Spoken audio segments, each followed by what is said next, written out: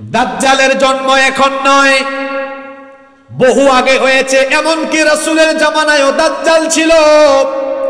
রাসূলের জামানায় কিছু সাহাবীরা দাজ্জালকে নিজের চোখে দেখেছেন, দাজ্জালের সাথে তারা কথাও বলেছেন। শুনেন তাহলে সেই হাদিসটা। একজন মহিলা সাহাবী এই হাদিসটি বর্ণনা করেছেন, তার নাম হলো ফাতিমা বিনতে কাইস রাদিয়াল্লাহু আনহা। তিনি বলছেন, ফজরের আযান আমি শুনলাম। ফজরের আযান শোনার পরে আমি মসজিদে নববীতে আল্লাহর নবীর ইমামতিতে আল্লাহর নবীর পিছনে নামাজ আদায়ের জন্য মসজিদে নববীর উদ্দেশ্যে আমি পথ চলা আরম্ভ করলাম। মসজিদে নববীতে আমি হাজির হলাম, আল্লাহর নবীর ইমামতিতে আমি ফজরের নামাজ আদায় করলাম।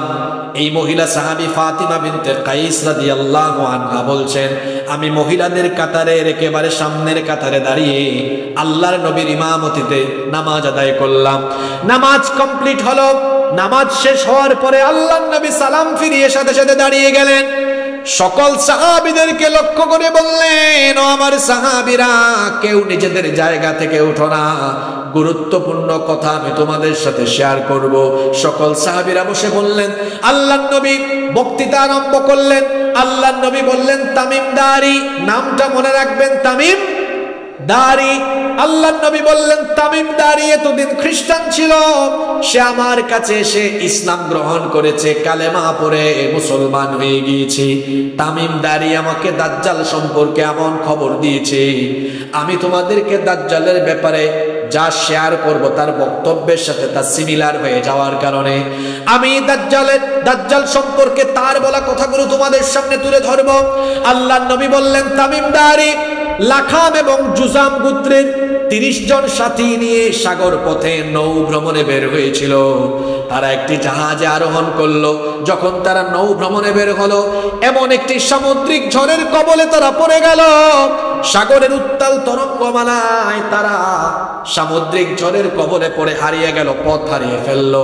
একদিন আর 2 দিন নয়, একটানা 30 দিন তারা সাগরে পথ হারিয়ে চলতে লাগলো। জোরে বলেন তো কয় মাস? মনোযোগ আছে, কয় মাস? 1 মাস ব্যাপী তারা পথ চলতে লাগলো। 1 মাস পরে তারা একটা অচেনা অজানা নীরব দ্বীপে তাদের জাহাজ গিয়ে নোঙ্গর করলো। সেই অচেনা অজানা নীরব দ্বীপে তারা সবাই নামলেন। নামার পরে দেখলেন কোনো মানুষজন নাই। আচ্ছা, কোথাও আপনি গিয়েছেন, যাওয়ার পরে দেখলেন কোথাও কোনো লোকজন নাই, কোথাও কোনো মানুষজন নাই, বলেন তো ভয় লাগবে কি লাগবে না? তারা ভীত বিহ্বল হয়ে গেলেন। ভয়ে ভয়ে ভয়ে ভয়ে সামনে আগালেন। আগাতে আগাতে তারা এক বিভৎস প্রাণী দেখলেন। এমন একটা জন্তু দেখলেন, তার গায়ে এত বেশি লোম ছিল, অতিরিক্ত পরিমাণ লোম থাকার কারণে এই প্রাণীর সামনের অংশ কোনটা, পেছনের অংশ কোনটা, কোনোটাই বোঝা যায় না। তারা ভীত হয়ে জিজ্ঞেস করলেন, মান আনতা, তুমি কে? সে তখন জবাব দিল, আনাল জাসসাসা, আমি হচ্ছি গুপ্তচর, আমি হলাম গোয়েন্দা। তখন তারা জিজ্ঞেস করলেন, এই অচেনা অজানা নীরব দ্বীপে তুমি কার গোয়েন্দাগিরি করো, তুমি কার গুপ্তচর? সে বলল, একটু সামনে আগাও, টের পাবা আমি কার গুপ্তচর। তারা আরো ভীত হয়ে গেলেন, সামনের দিকে পা বাড়ালেন। যেতে যেতে যেতে যেতে তারা গিয়ে দেখলেন ভয়ঙ্কর চেহারার এক বিভৎস দানবাকৃতির এক ব্যক্তি সেখানে এমন ভাবে আছে। আমার দিকে খেয়াল করেন, এই 2টা হাত ঘাড়ের নিচে এইভাবে দিয়ে শিকল বন্দি, আবার এক চোখা কানা, এলোমেলো উস্কো খুস্কো অসম্ভব রকমের কুকড়ানো চোল, ভয়ঙ্কর দানবাকৃতির বিরাট দেহ, 2 পা শিকল দিয়ে বাঁধা, 2 হাত মাথার নিচে এইভাবে করে শিকল দিয়ে জিঞ্জির দিয়ে বাঁধা, বিভৎস চেহারা। ভীত বিহ্বল হয়ে তারা জিজ্ঞেস করলেন, তুমি কে? এই অচেনা অজানা গহীন নীরব এই দ্বীপে তুমি এখানে শিকল পরানো, জিঞ্জির পরানো কেন? কে তোমাকে এখানে বন্দী করলো? সে তখন বলল, আমার পরিচয় তোমাদেরকে দিব পরে, তোমাদের পরিচয় আমাকে দাও আগে। আগে বলো তোমরা কারা, কোথা থেকে এসেছো? তারা বললেন, আমরা আরবের মানুষ, আমরা আরব থেকে এসেছি, নৌ ভ্রমণে বের হয়েছিলাম। আমরা সামুদ্রিক ঝড়ের কবলে পড়ে পথ হারিয়ে ফেলায় 1 মাস সাগরে পথ চলতে চলতে নীরব অচেনা অজানা এই দ্বীপে এসে আমাদের জাহাজ নোঙর করেছে। এখানে আমরা আজকেই নামলাম, আমরা আরবের মানুষ। সে তখন বলল, তোমরা যেহেতু আরবের মানুষ, আমাকে আগে বলো তো আরবে একজন নবী আসার কথা, তার আগমন হয়েছে নাকি? তারা বলল হ্যাঁ, তার আগমন হয়েছে। সে জিজ্ঞেস করলো তিনি এখন কোথায় আছেন? তারা বললেন তিনি মক্কা থেকে হিজরত করে মদিনায় গিয়েছেন। সে জিজ্ঞেস করলো কাফিরদের সাথে তার কি কোনো যুদ্ধ হয়েছে নাকি? তারা বললেন হ্যাঁ, কিছুদিন আগে বদরের যুদ্ধ হয়েছে। সে জিজ্ঞেস করলো কারা বিজয়ী হয়েছে? তারা বললেন মুহাম্মাদুর রাসূলুল্লাহ, আমরা বলি সাল্লাল্লাহু আলাইহি ওয়াসাল্লাম এবং তার সাহাবীরা বিজয়ী হয়েছেন। সে বলল হ্যাঁ, এমনটাই তো হওয়ার কথা, তার সাথীরা দুনিয়া আখিরাতে কল্যাণ প্রাপ্ত হবে। তারা জিজ্ঞেস করলো ও মিয়া, আমাদের পরিচয় এত জানতেছো, তোমার পরিচয় দাও না কেন? সে তখন বলল আমি তোমাদেরকে আমার পরিচয় দিব পরে, আমার 3টা প্রশ্নের উত্তর দাও আগে। জোরে বলেন কয়টা প্রশ্ন? তারা বলল ঠিক আছে, প্রশ্ন করো। সে জিজ্ঞেস করলো আমাকে বাইসানের খেজুর বাগানের খবর দাও। বাইসানের খেজুর বাগানে এখনো কি খেজুর গাছে খেজুর ধরে নাকি? মানুষ কি সেই খেজুর বিক্রি এবং খায় নাকি? সেই খেজুর বিক্রি করে এবং খায় নাকি? 2 নাম্বার প্রশ্ন করলো আমাকে জুগারের ঝর্ণার খবর দাও, সেই ঝর্ণায় পানি আছে নাকি? 3 নাম্বার প্রশ্ন করলো তাবারিয়া উপসাগরের পানি আছে নাকি? এই 3টা প্রশ্ন করলো। তারা 3টা প্রশ্নের জবাব দিলেন। তারা বললেন 1 নাম্বার বাইসানের খেজুর বাগানে এখনো খেজুর গাছে খেজুর ধরে। 2 নাম্বার প্রশ্ন ছিল জুগারের ঝর্ণা। লূত আলাইহিস সালামের এক মেয়ের নাম ছিল জুগার, যেখানে তাকে দাফন করা হয়েছিল সেখানে একটা ঝর্ণা ছিল, সেই ঝর্ণাও তার নাম অনুসারে হয়েছে জুগারের ঝর্ণা। তারা বলল হ্যাঁ, জুগারের ঝর্ণায় পানি আছে, সেই পানিও মানুষ ব্যবহার করে। 3 নাম্বার প্রশ্ন সে করলো তবারিয়া উপসাগরে পানি আছে নাকি? তারা বললেন হ্যাঁ, তবারিয়া উপসাগরে পানি আছে, সেই পানি এখনো মানুষ ব্যবহার করে। তারা জিজ্ঞেস করলেন তুমি যে 3টা প্রশ্ন করেছো, 3টা প্রশ্নের জবাব দিয়েছি, এবার আমাদেরকে বলো তোমার পরিচয়টা কি? শুনতেছেন আপনারা? সে বলল আনা মাসিহুদ দাজ্জাল, আমি হচ্ছি মাসিহুদ দাজ্জাল। এই কথা শুনে তারা ভয় পেয়ে গেলেন, ভীত বিহ্বল হয়ে জিজ্ঞেস করলেন তুমি যদি দাজ্জাল হও তাহলে তোমাকে এখানে শিকলবন্দি করে রাখা হয়েছে কেন? কেন তোমাকে এভাবে করে বন্দি করে রাখা হলো? সে তখন বলল আমাকে বন্দি করে রাখা হয়েছে যার ইচ্ছায়। জোরে বলেন তিনি কে? তোমরা এখানে আসলেই বা কেমনে সেটা তো জানি না। এখন পর্যন্ত দুনিয়ার কোনো মানুষ এই জায়গা পর্যন্ত পৌঁছাতে পারে নাই, কিন্তু তোমরা এখানে চলে আসলে কেমনে আমিও বুঝতেছি না। আমি দাজ্জাল। তারা বললেন তুমি যদি দাজ্জালি হও তাহলে তুমি এখানে বন্দি কেন? তুমি কোন সময় দুনিয়ার মানুষের চোখের সামনে যাবে, কখন তুমি আত্মপ্রকাশ করবে? দাজ্জাল তখন বলল আমি কখন দুনিয়াতে আত্মপ্রকাশ করব সেটা ওই 3টা প্রশ্নের সাথে সম্পর্কিত। কয়টা প্রশ্নের সাথে? যারা মনোযোগ দিয়ে শুনতেছেন তারা বুঝতেছেন আমি 3টা জায়গার নাম বলেছি। একটা হলো বাইসানের খেজুর বাগান, 2 নম্বরে বলেছি জুগারের ঝর্ণা, 3 নম্বরে বলেছি তাবারিয়া উপসাগর। সে বলল আমি দুনিয়াতে কখন যাব শোনো। প্রথম প্রশ্ন করেছিলাম বাইসানের খেজুর বাগানে খেজুর আছে নাকি? আপনাদেরকে পরিষ্কার করে দেই, এই 3টা জায়গায় ফিলিস্তিনে অবস্থিত। কোথায়? আরো জোরে বলেন কোথায়? বলল বাইসানের খেজুর বাগানে কি খেজুর আছে নাকি? তারা বলল হ্যাঁ। দাজ্জাল বলল শোনো, খুব শীঘ্রই বাইসানের খেজুর বাগানের সব খেজুর গাছ ধ্বংস হয়ে যাবে। যখন বাইসানের খেজুর বাগানে আর কোনো খেজুর গাছে খেজুর আসবে না, তখন আমি দুনিয়াতে আত্মপ্রকাশ করব। 2 নাম্বার জিজ্ঞেস করেছিলাম জুগারের ঝর্ণায় পানি আছে নাকি? তোমরা বলেছ হ্যাঁ। জেনে রাখো খুব শীঘ্রই জুগারের ঝর্ণা শুকিয়ে যাবে। যখন জুগারের ঝর্ণায় কোনো পানি থাকবে না তখন আমি দুনিয়াতে আত্মপ্রকাশ করব। 3 নাম্বার প্রশ্ন করেছিলাম তবারিয়া উপসাগরে পানি আছে কিনা? গুগল শরীফে সার্চ করবেন, গুগলে সার্চ করে দেখবেন তাবারিয়া উপসাগরের নাম হলো sea of Galilee. Sea of, সে বলল এই সি অফ গ্যালিলি তাবারিয়া উপসাগরে যখন পানি শুকিয়ে যাবে তখন আমি আগমন করব। এই যে 3টা জায়গার নাম বললাম, গুগলে এবং ইউটিউবে গিয়ে আজকে সার্চ করবেন, বাড়িতে গিয়ে মিলাবেন। বাইসানের খেজুর বাগানে এখন কোনো খেজুর গাছ আগের নাই। ইহুদিরা মেক্সিকো থেকে এনে কিছু খেজুর গাছ এখানে লাগিয়েছে। জুগারের ঝর্ণায়ও এখন কোনো পানি নাই, শুকিয়ে গিয়েছে। 3 নাম্বার সি অফ গ্যালিলি, সেখানে ইহুদিরা কৃত্রিমভাবে কিছু পানি সরবরাহ করে, অল্প পানি, কিন্তু আগের মতো পানি নাই। তার মানে দাজ্জাল দুনিয়াতে আত্মপ্রকাশ করার জন্য যে 3টা জায়গা তার আত্মপ্রকাশের সাথে রিলেটেড, বলেন তো তিনটা জায়গার নামই বললাম। বাইসারের খেজুর বাগানে খেজুর এখন আগের কোনো গাছ নাই। তবারিয়া উপসাগরের পানিও শুকিয়ে গিয়েছে। জুগারের ঝর্ণায় পানিও শুকিয়ে গিয়েছে। তার মানে দুনিয়াতে দাজ্জালের আত্মপ্রকাশ। আমাদের নিচে হলে মাটি, নিচে কি মাটি, কিন্তু দিন চর্চার উদ্দেশ্যে যখন কেউ ঘর থেকে বের হয়ে তার পা মাটিতে ফেলে, তার পা তখন মাটিতে লাগে না।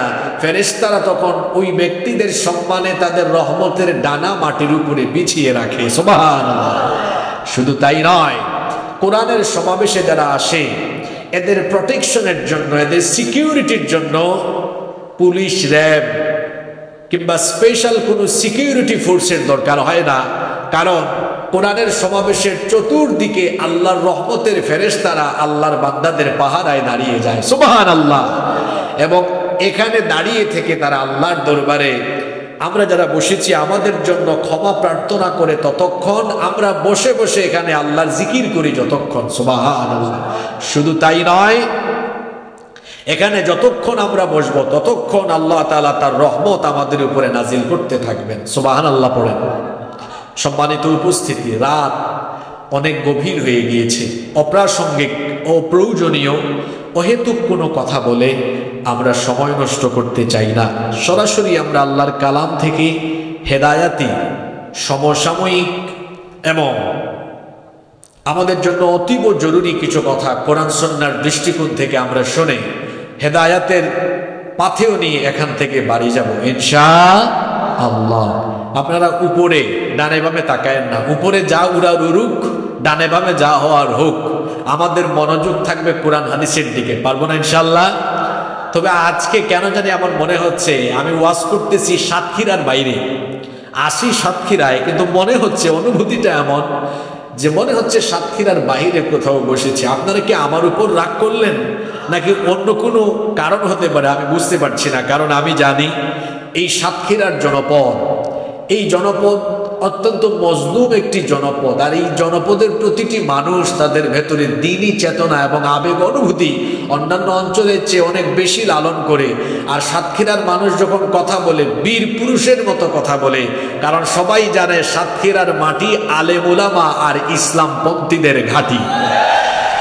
মনে হয়েছে এখন সাতক্ষীরায় আছি আমি। আমার বাড়িও সিলেটে, শাহজালালের উত্তরসূরি আমরা। তো এমনিতেই আমাদের মধ্যে আলাদা একটা বীরত্ব কাজ করে, এটা ঐতিহ্যগত কারণে। তো দুর্বলতা নিজেরা রাখি না, আর দুর্বলতা পছন্দও করি না। এজন্য দুর্বল মুসলমান আমি আবার দেখতে পারি না। মুসলমান আবার দুর্বল হয় কি করে? মুসলমান হবে সবল এবং শক্তিশালী। সে যখন কথা বলবে স্পষ্ট করে কথা বলবে, সে যখন চলাফেরা করবে পরিচ্ছন্নতার সাথে চলাফেরা করবে। অর্থাৎ তার উঠা বসা চলাফেরায় পরিচ্ছন্নতা এবং স্পষ্টতা বিরাজমান থাকবে।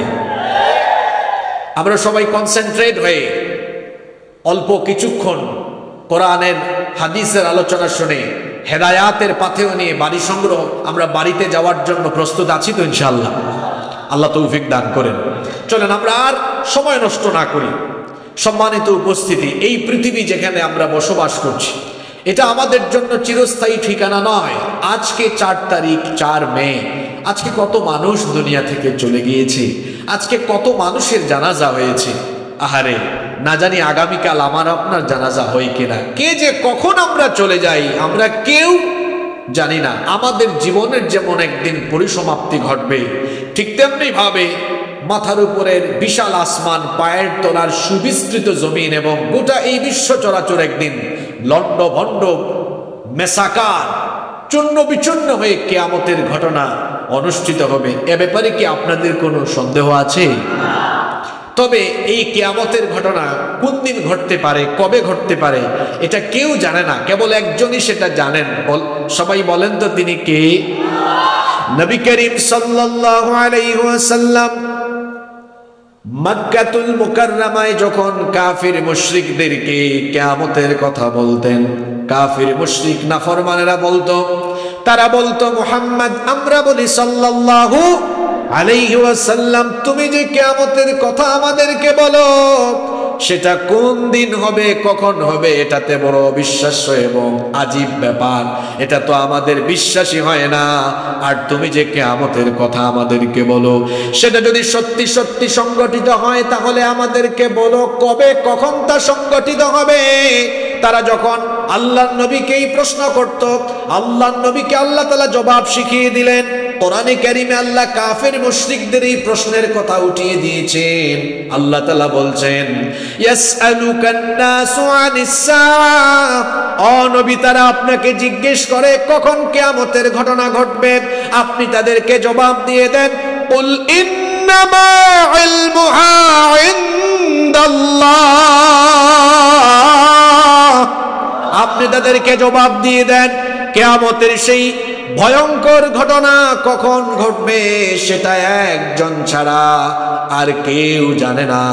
যিনি সেই কিয়ামতের খবর জানেন, গলার আওয়াজ বড় করে বলেন তিনি কে? তবে আখিরি নবী, আমাদের প্রিয় নবী রাহমাতাল লিল আলামিন মুহাম্মাদুর রাসূলুল্লাহ, আমরা বলি সাল্লাল্লাহু আলাইহি ওয়াসাল্লাম, কিয়ামতের কিছু আলামত, কিছু সাইন, নিদর্শন আমাদেরকে বলে গিয়েছেন যা কিয়ামতের ঠিক আগ মুহূর্তে ঘটবে এবং এই পরিস্থিতি তৈরি হলেই কিয়ামত ঘটে যাবে। আজকে আমরা হাদিস থেকে, কিতাবুল ফিতানের অধ্যায় থেকে এরকম কয়েকটি হাদিস জানবো।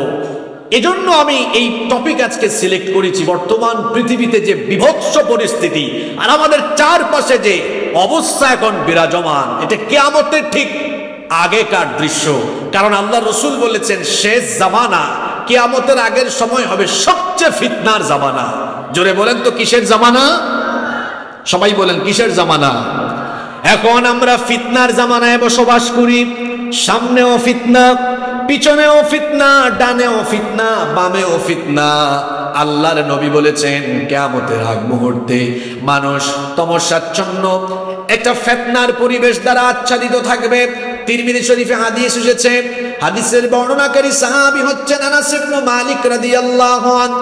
তিনি বলছেন রাসূল কারীম, আমরা মুহাব্বতে সবাই বলি সাল্লাল্লাহু আলাইহি ওয়াসাল্লাম বলেছেন, আল্লাহর নবী বলছেন, ইয়াতি আলান নাসি জামান, খুব শীঘ্রই মানুষের উপরে এমন এক জামানা আসবে, আস-সাবিরু ফীহি আলা দীনিহি কাল কাবিদি আলাল জামর, জ্বলন্ত কয়লার উপরে অবিচল থাকা যতটা না কঠিন হবে, ঈমানের উপরে টিকে থাকা মানুষের জন্য তার চাইতে আরো বেশি কঠিন হয়ে যাবে। কথাটা খেয়াল করেন, কত গুরুত্বপূর্ণ কথা। আখেরি জামানায়, ফিতনার এই জামানায় ঈমান নিয়ে বেঁচে থাকা এতটাই দুরূহ ব্যাপার হয়ে দাঁড়াবে, কয়লার উপরে দাঁড়িয়ে থাকা যতটা না কঠিন, ঈমানের উপরে টিকে থাকা হবে তার চাইতে কঠিন। এমন এক ফিতনা দুনিয়াব্যাপী আচ্ছন্ন করবে। আল্লাহর নবী বলেছেন এমন ফিতনা আরম্ভ হয়ে যাবে। নবীজি বলেছেন, ইউসবিহুর রাজুলু মুমিনান ওয়া ইউমসি কাফিরা, সকালবেলা কোনো ব্যক্তি মুমিন থাকলেও ফিতনায় পড়ে সন্ধ্যার আগেই সন্ধ্যাবেলা কাফির হয়ে যাবে। আল্লাহর নবী আরো বলেছেন, ওয়া ইউমসি মুমিনান ওয়া ইউসবিহু কাফিরা, সন্ধ্যাবেলা কোনো ব্যক্তি মুমিন থাকলেও রাতের বেলা ফিতনায় পড়ে সকালের আগে কাফের হয়ে যাবে। হাদিসটা আজকে আপনার সমাজের সাথে মিলায় দেখেন তো। এমন এক ফিতনার জামানায় আমরা বাস করি। ফিতনার উপকরণ আমার হাতে, ফিতনার উপকরণ আমার পকেটে, ফিতনার উপকরণ আমার ঘরে, ফিতনার উপকরণ উপাদান আমার সমাজের চারদিকে ছেয়ে গিয়েছে। এমন ভাবে ফিতনা আমাদেরকে আচ্ছন্ন করেছে যে সকালবেলা আমরা ঘর থেকে মুমিন হয়ে বের হলেও সন্ধ্যার আগে এই ফিতনায় পড়ে আমরা কাফির হয়ে যেতে পারি, ঈমান হারা হওয়ার সম্ভাবনা আছে। সন্ধ্যাবেলা, রাতের বেলা আমরা মুমিন থাকলেও ফিতনায় আসক্ত হয়ে সকাল হওয়ার আগে ঈমান হারা হওয়ার সম্ভাবনা আছে না নাই? বেশি দূরে যাওয়া লাগবে না, আপনাদের প্রত্যেকের পকেটেই এখন বর্তমান দুনিয়ার সবচাইতে ভয়ঙ্কর ফিতনার উপাদান সবার পকেটে আছে। শুধু এই ফিতনায় পড়লেই আপনি ঈমান হারা হয়ে যাওয়ার সম্ভাবনা আছে। বলেন তো দেখি ফিতনার নাম কি? কথা বলেন না কেন? জোরে বলেন, এই ফিতনার নাম কি? মনোযোগ হারা হইেন না। আজকে আমরা বর্তমান পৃথিবীতে যা চলছে একদম বাস্তবিক আর সমসাময়িক অনেকগুলো টপিকের ভেতরে ঢুকবে। আর আমাকে কমিটি উঠাইতে উঠাইছে 11টার পরে। যে কথাগুলো বলবো এগুলো লুট নেওয়ার জন্য পূর্ণাঙ্গ মনোযোগ মানুষের দরকার। এজন্য আপনারা সাতক্ষীরায় এই সিস্টেম আপনারা চেঞ্জ করেন। আমি চলে আসছি কিন্তু 9টায়, আপনারা মাহফিল 11টার ভেতরে শেষ করার সিস্টেম এলাকায় চালু করেন, যাতে করে মানুষ মনোযোগী হয়ে কথাগুলো শুনতে পারে। এমন এমন সিস্টেম চালু করে রাখছেন আপনারা, 11টায় 11:30টায় আপনারা বক্তা উঠান। তখন বক্তা এমন টাইমে উঠে কারো পেশাব ধরে, কারো বিড়ির টান মারে, কারো সুপারির টান মারে। এই যে একটা পরিস্থিতি তৈরি হয়, এই পরিস্থিতিতে তখন আর কথাগুলোকে যেরকম করে মানুষের সামনে তুলে ধরলে মানুষ ফায়দা পাবে, বা মাহফিলের যে উদ্দেশ্য থাকে, বক্তৃতার যে উদ্দেশ্য থাকে, তা অনেক ক্ষেত্রে ব্যাহত হয়। এজন্য আপনারা এই বিষয়গুলো সামনে বিবেচনায় রাখবেন। আপনাদের মনোযোগ আছে তো? বলছিলাম শেষ জামানা হবে ফিতনার জামানা। জোরে বলেন তো কিসের জামানা? এমন ফিতনা, সকালে মুমিন থাকলো সন্ধ্যায় কি হতে পারে? কাফির হতে পারে। সন্ধ্যায় যে রাতের বেলা মুমিন থাকলো সকালের আগে কি হয়ে যেতে পারে? ঈমান হারা কাফির হয়ে যেতে পারে। আপনার পকেটেই তো এখন ফিতনার উপাদান আছে। এই যে মোবাইল আর ইন্টারনেটের ফিতনায় অপব্যবহারে কেউ যদি নিমজ্জিত হয়, তার কেরিয়ার, তার চরিত্র ধ্বংস হওয়ার জন্য এটাই এনাফ, এটাই যথেষ্ট। এখানে কত যুবকেরা আছে যারা রাতের বেলা মোবাইল আর ইন্টারনেটের অপব্যবহার করে জিনা ব্যভিচারের সাগরে ডুব দিয়ে কেরিয়ার, যৌবন, চরিত্র শেষ করে নিজেদেরকে ধ্বংসের অতল গহ্বরে নিপতিত করে ফেলেছে। আজকের মাহফিলে যুবকদের সংখ্যা অনেক বেশি, মাশাআল্লাহ, ভালো লাগতেছে। এখানে অনেক চাচারা আছেন। যে চাচারা এখানে এসেছেন ওনারা যখন আমাদের বয়সে ছিলেন, 25-30 বছর বয়সে তারা যখন ছিলেন, তারা কিন্তু বড়জোর রাত 8টা-9টা পর্যন্ত জেগে থাকার অবস্থা ছিল। কারণ কেন এত রাত পর্যন্ত জেগে থাকবে বলেন? কারণ তাদের সময়, চাচারা যারা আছেন একটু বলেন তো, আপনাদের সময় কি ঘরের মধ্যে টেলিভিশন ছিল? মানে আপনারা যখন জোয়ান যুবক ছিলেন, টিভি ছিল? মোবাইল ফোন ছিল? মোবাইল ফোন ছিল না। ইন্টারনেট ছিল? ইন্টারনেট ছিল। আচ্ছা, মাঝখান থেকে উঠেন কারা ভাই? যারা উঠবেন আমি আপনাদেরকে 1 মিনিট সময় দিলাম, সম্মানের সাথে, বিনয়ের সাথে বলছি। যারা আগামী 15-20 মিনিট পরে উঠবেন, দয়া করে উঠে যান, উঠে চলে যান। সম্মান রেখে বলছি, আমিও কিছু বলবো না, কমিটিও কিছু বলবে না। আপনাকে কি জোর করে আমি ওয়াজ শোনাবো? জোরে বলেন, জোর করে ওয়াজ শোনাবো? উঠে চলে যান।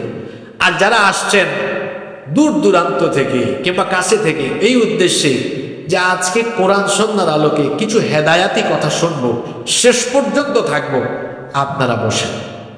আর যারা কিছুক্ষণ পরে উঠবেন আপনারা উঠে চলে যান। আর কমিটিও দেখুক যে গভীর রাতে মাহফিলে বক্তা উঠাইলে পরিস্থিতিকে, উনারে দোষ দেওয়া লাভ কি বলেন? আমি তো আপনাদের এখানে আসার পরে ওয়াশরুমে গেছি 2 বার। তো এরা যারা বসছে রাত 8টায়-9টায়, তো মানুষ তো রোবট তো না, তাই না? তো ওয়াশরুমে যাওয়া লাগবে, তার প্রাকৃতিক প্রয়োজন দেখা দিতে পারে। তো এইসব পরিস্থিতি বিবেচনায় রেখে মাহফিলের শিডিউল মেনটেন করবেন, যাতে করে একজন বক্তা আলোচনা শুরু করলে সে কথা বলে মজা পায়। তো এজন্য এই যে আমার ডানে বামে দেখি সব চেয়ার খালি হয়ে গেছে, হয়তো ওনারা ব্যস্ত মানুষ। তো ব্যস্ত মানুষদেরকে মাহফিলে দাওয়াত দিবেন, ঠিক আছে, কিন্তু ব্যস্ততা থাকলে নিয়ম হলো এসে সালাম বিনিময় করে কি করা, চলে যাও। ওনারা আশপাশে আছেন, হয়তো আমার কথাগুলো শুনবেন। এগুলো বিনয়ের সাথে বলছি, এটা প্রোগ্রামের সৌন্দর্য। আপনি যখন বক্তৃতা চলাকালে উঠবেন তখন পরিবেশ নষ্ট হয়। এজন্য ব্যস্ততা মানুষের থাকতে পারে না। আসবেন, সালাম বিনিময় করে চলে যাবেন। একসাথে এভাবে করে উঠবেন না, এভাবে করে পরিবেশ নষ্ট করবেন না। গতকাল চুয়াডাঙ্গায় ছিলাম মাহফিলে, আপনাদের থেকে উপস্থিতি অনেক কম ছিল। আমি বড়জোর 1.25 ঘন্টা কথা বলি, নিজের অজান্তে কালকে প্রায় 2.25 ঘন্টার বেশি কথা বলেছি, অথচ তাদের উপস্থিতি আপনাদের থেকে বহু কম ছিল। আলহামদুলিল্লাহ, কনসেন্ট্রেশন, তাদের বিহেভিয়ার আমাকে এতটাই মুগ্ধ করেছে যে আমি অসুস্থ শরীর নিয়ে বাধ্য হয়েছি 2 ঘন্টার বেশি সময় ধরে কথা বলতে। একটা প্রোগ্রাম তখনই সফল হয় যখন চারপাশ থেকে আমরা সুন্দর একটি পরিবেশ পরিস্থিতি দিতে পারি। আপনি কিছুক্ষণ পর উঠেন এইদিকে, আরেকজন উঠে এইদিকে, এভাবে করে পরিবেশকে নষ্ট করবেন না। এই যে আমাকে উঠাইলেন 11টার পরে, একদিকে উঠেছেন 11টার পরে, অন্যদিকে পরিবেশ যদি ঘোলাটেক করে রাখেন, কথা বলতে পারবো না। আমরা তো ভাই একাডেমিক লেভেলের মানুষ, ওই কিছুক্ষণ কিচ্ছা বলা, কিছুক্ষণ কৌতুক বলা, এগুলো করে তো সময় কাটাতে পারি না। আপনারা যারা শোনেন সবসময় দেখেন যে শুরু থেকে শেষ পর্যন্ত অহেতুক কথা বর্জন করে কোরআন সুন্নাহর আলোকে আল্লাহ যদি তৌফিক দেন ততটুকু বলার চেষ্টা করি।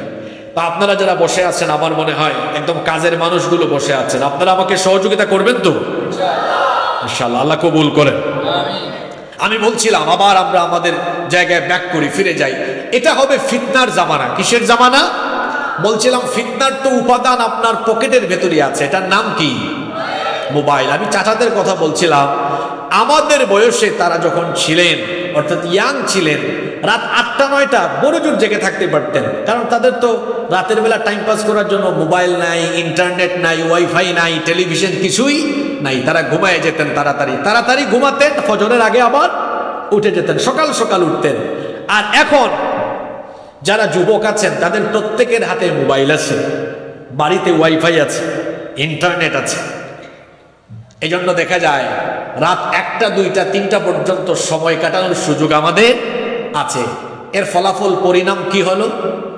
এর ফলাফল পরিণাম হয়েছে, আপনি দেখবেন 22-23 বছরের যুবক ছেলে, 25 বছরের, মাথার অর্ধেক চুল পেকে যাচ্ছে।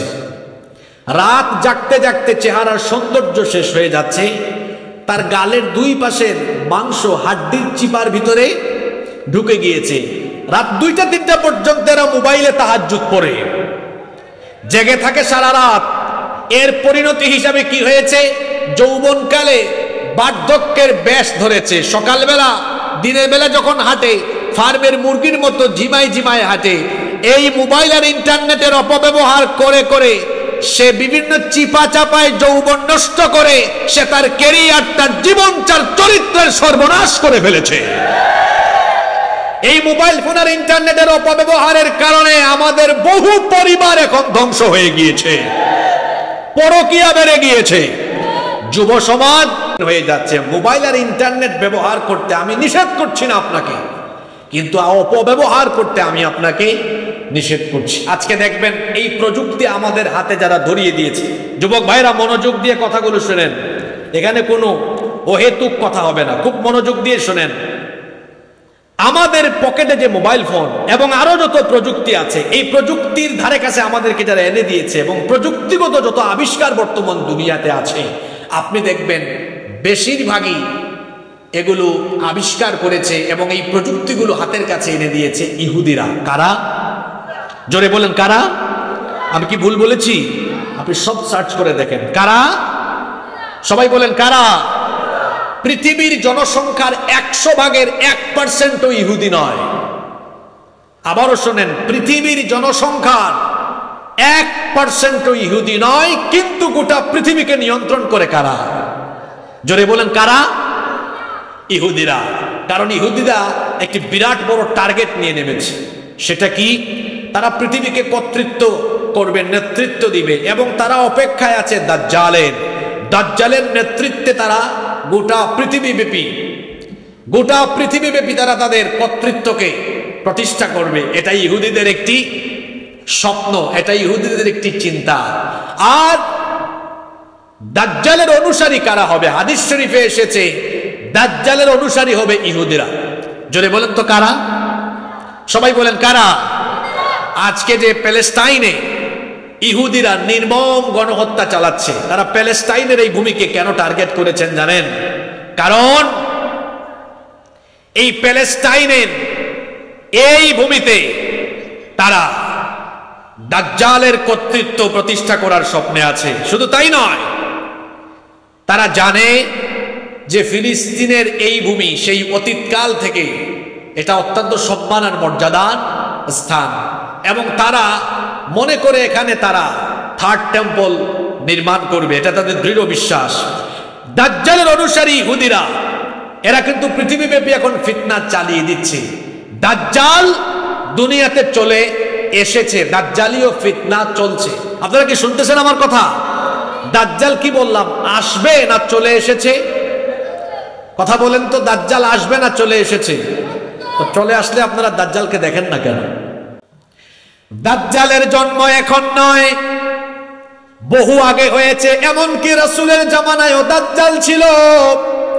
রাসূলের জামানায় কিছু সাহাবীরা দাজ্জালকে নিজের চোখে দেখেছেন, দাজ্জালের সাথে তারা কথাও বলেছেন। শুনেন তাহলে সেই হাদিসটা। একজন মহিলা সাহাবী হাদিসটি বর্ণনা করেছেন, তার নাম হলো ফাতিমা বিনতে কাইস রাদিয়াল্লাহু আনহা। তিনি বলছেন, ফজরের আযান আমি শুনলাম। ফজরের আযান শোনার পরে আমি মসজিদে নববীতে আল্লাহর নবীর ইমামতিতে আল্লাহর নবীর পিছনে নামাজ আদায়ের জন্য মসজিদে নববীর উদ্দেশ্যে আমি পথ চলা আরম্ভ করলাম। মসজিদে নববীতে আমি হাজির হলাম, আল্লাহর নবীর ইমামতিতে আমি ফজরের নামাজ আদায় করলাম।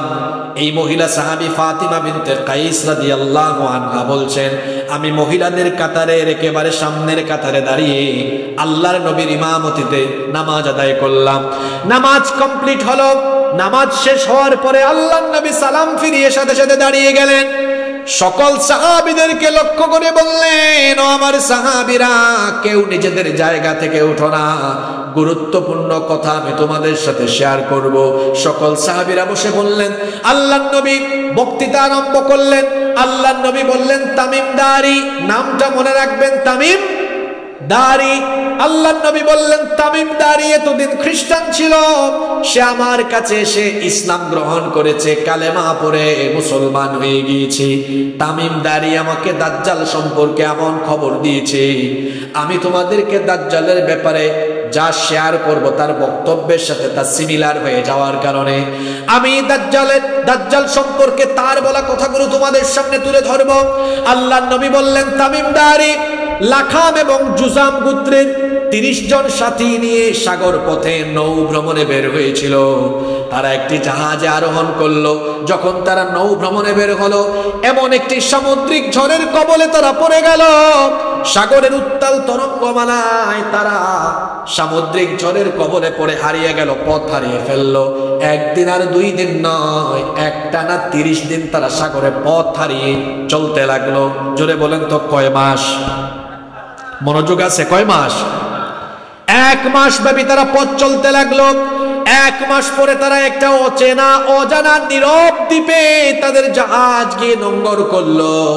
সেই অচেনা অজানা নীরব দ্বীপে তারা সবাই নামলেন। নামার পরে দেখলেন কোনো মানুষজন নাই। আচ্ছা, কোথাও আপনি গিয়েছেন, যাওয়ার পরে দেখলেন কোথাও কোনো লোকজন নাই, কোথাও কোনো মানুষজন নাই, বলেন তো ভয় লাগবে কি লাগবে না?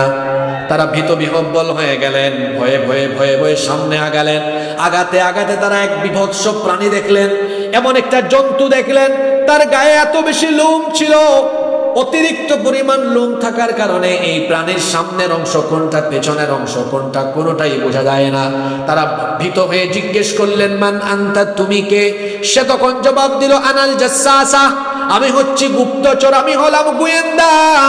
তখন তারা জিজ্ঞেস করলেন, এই অচেনা অজানা নীরব দ্বীপে তুমি কার গোয়েন্দাগিরি করো, তুমি কার গুপ্তচর? সে বলল, একটু সামনে আগাও, টের পাবা আমি কার গুপ্তচর। তারা আরো ভীত হয়ে গেলেন, সামনের দিকে পা বাড়ালেন।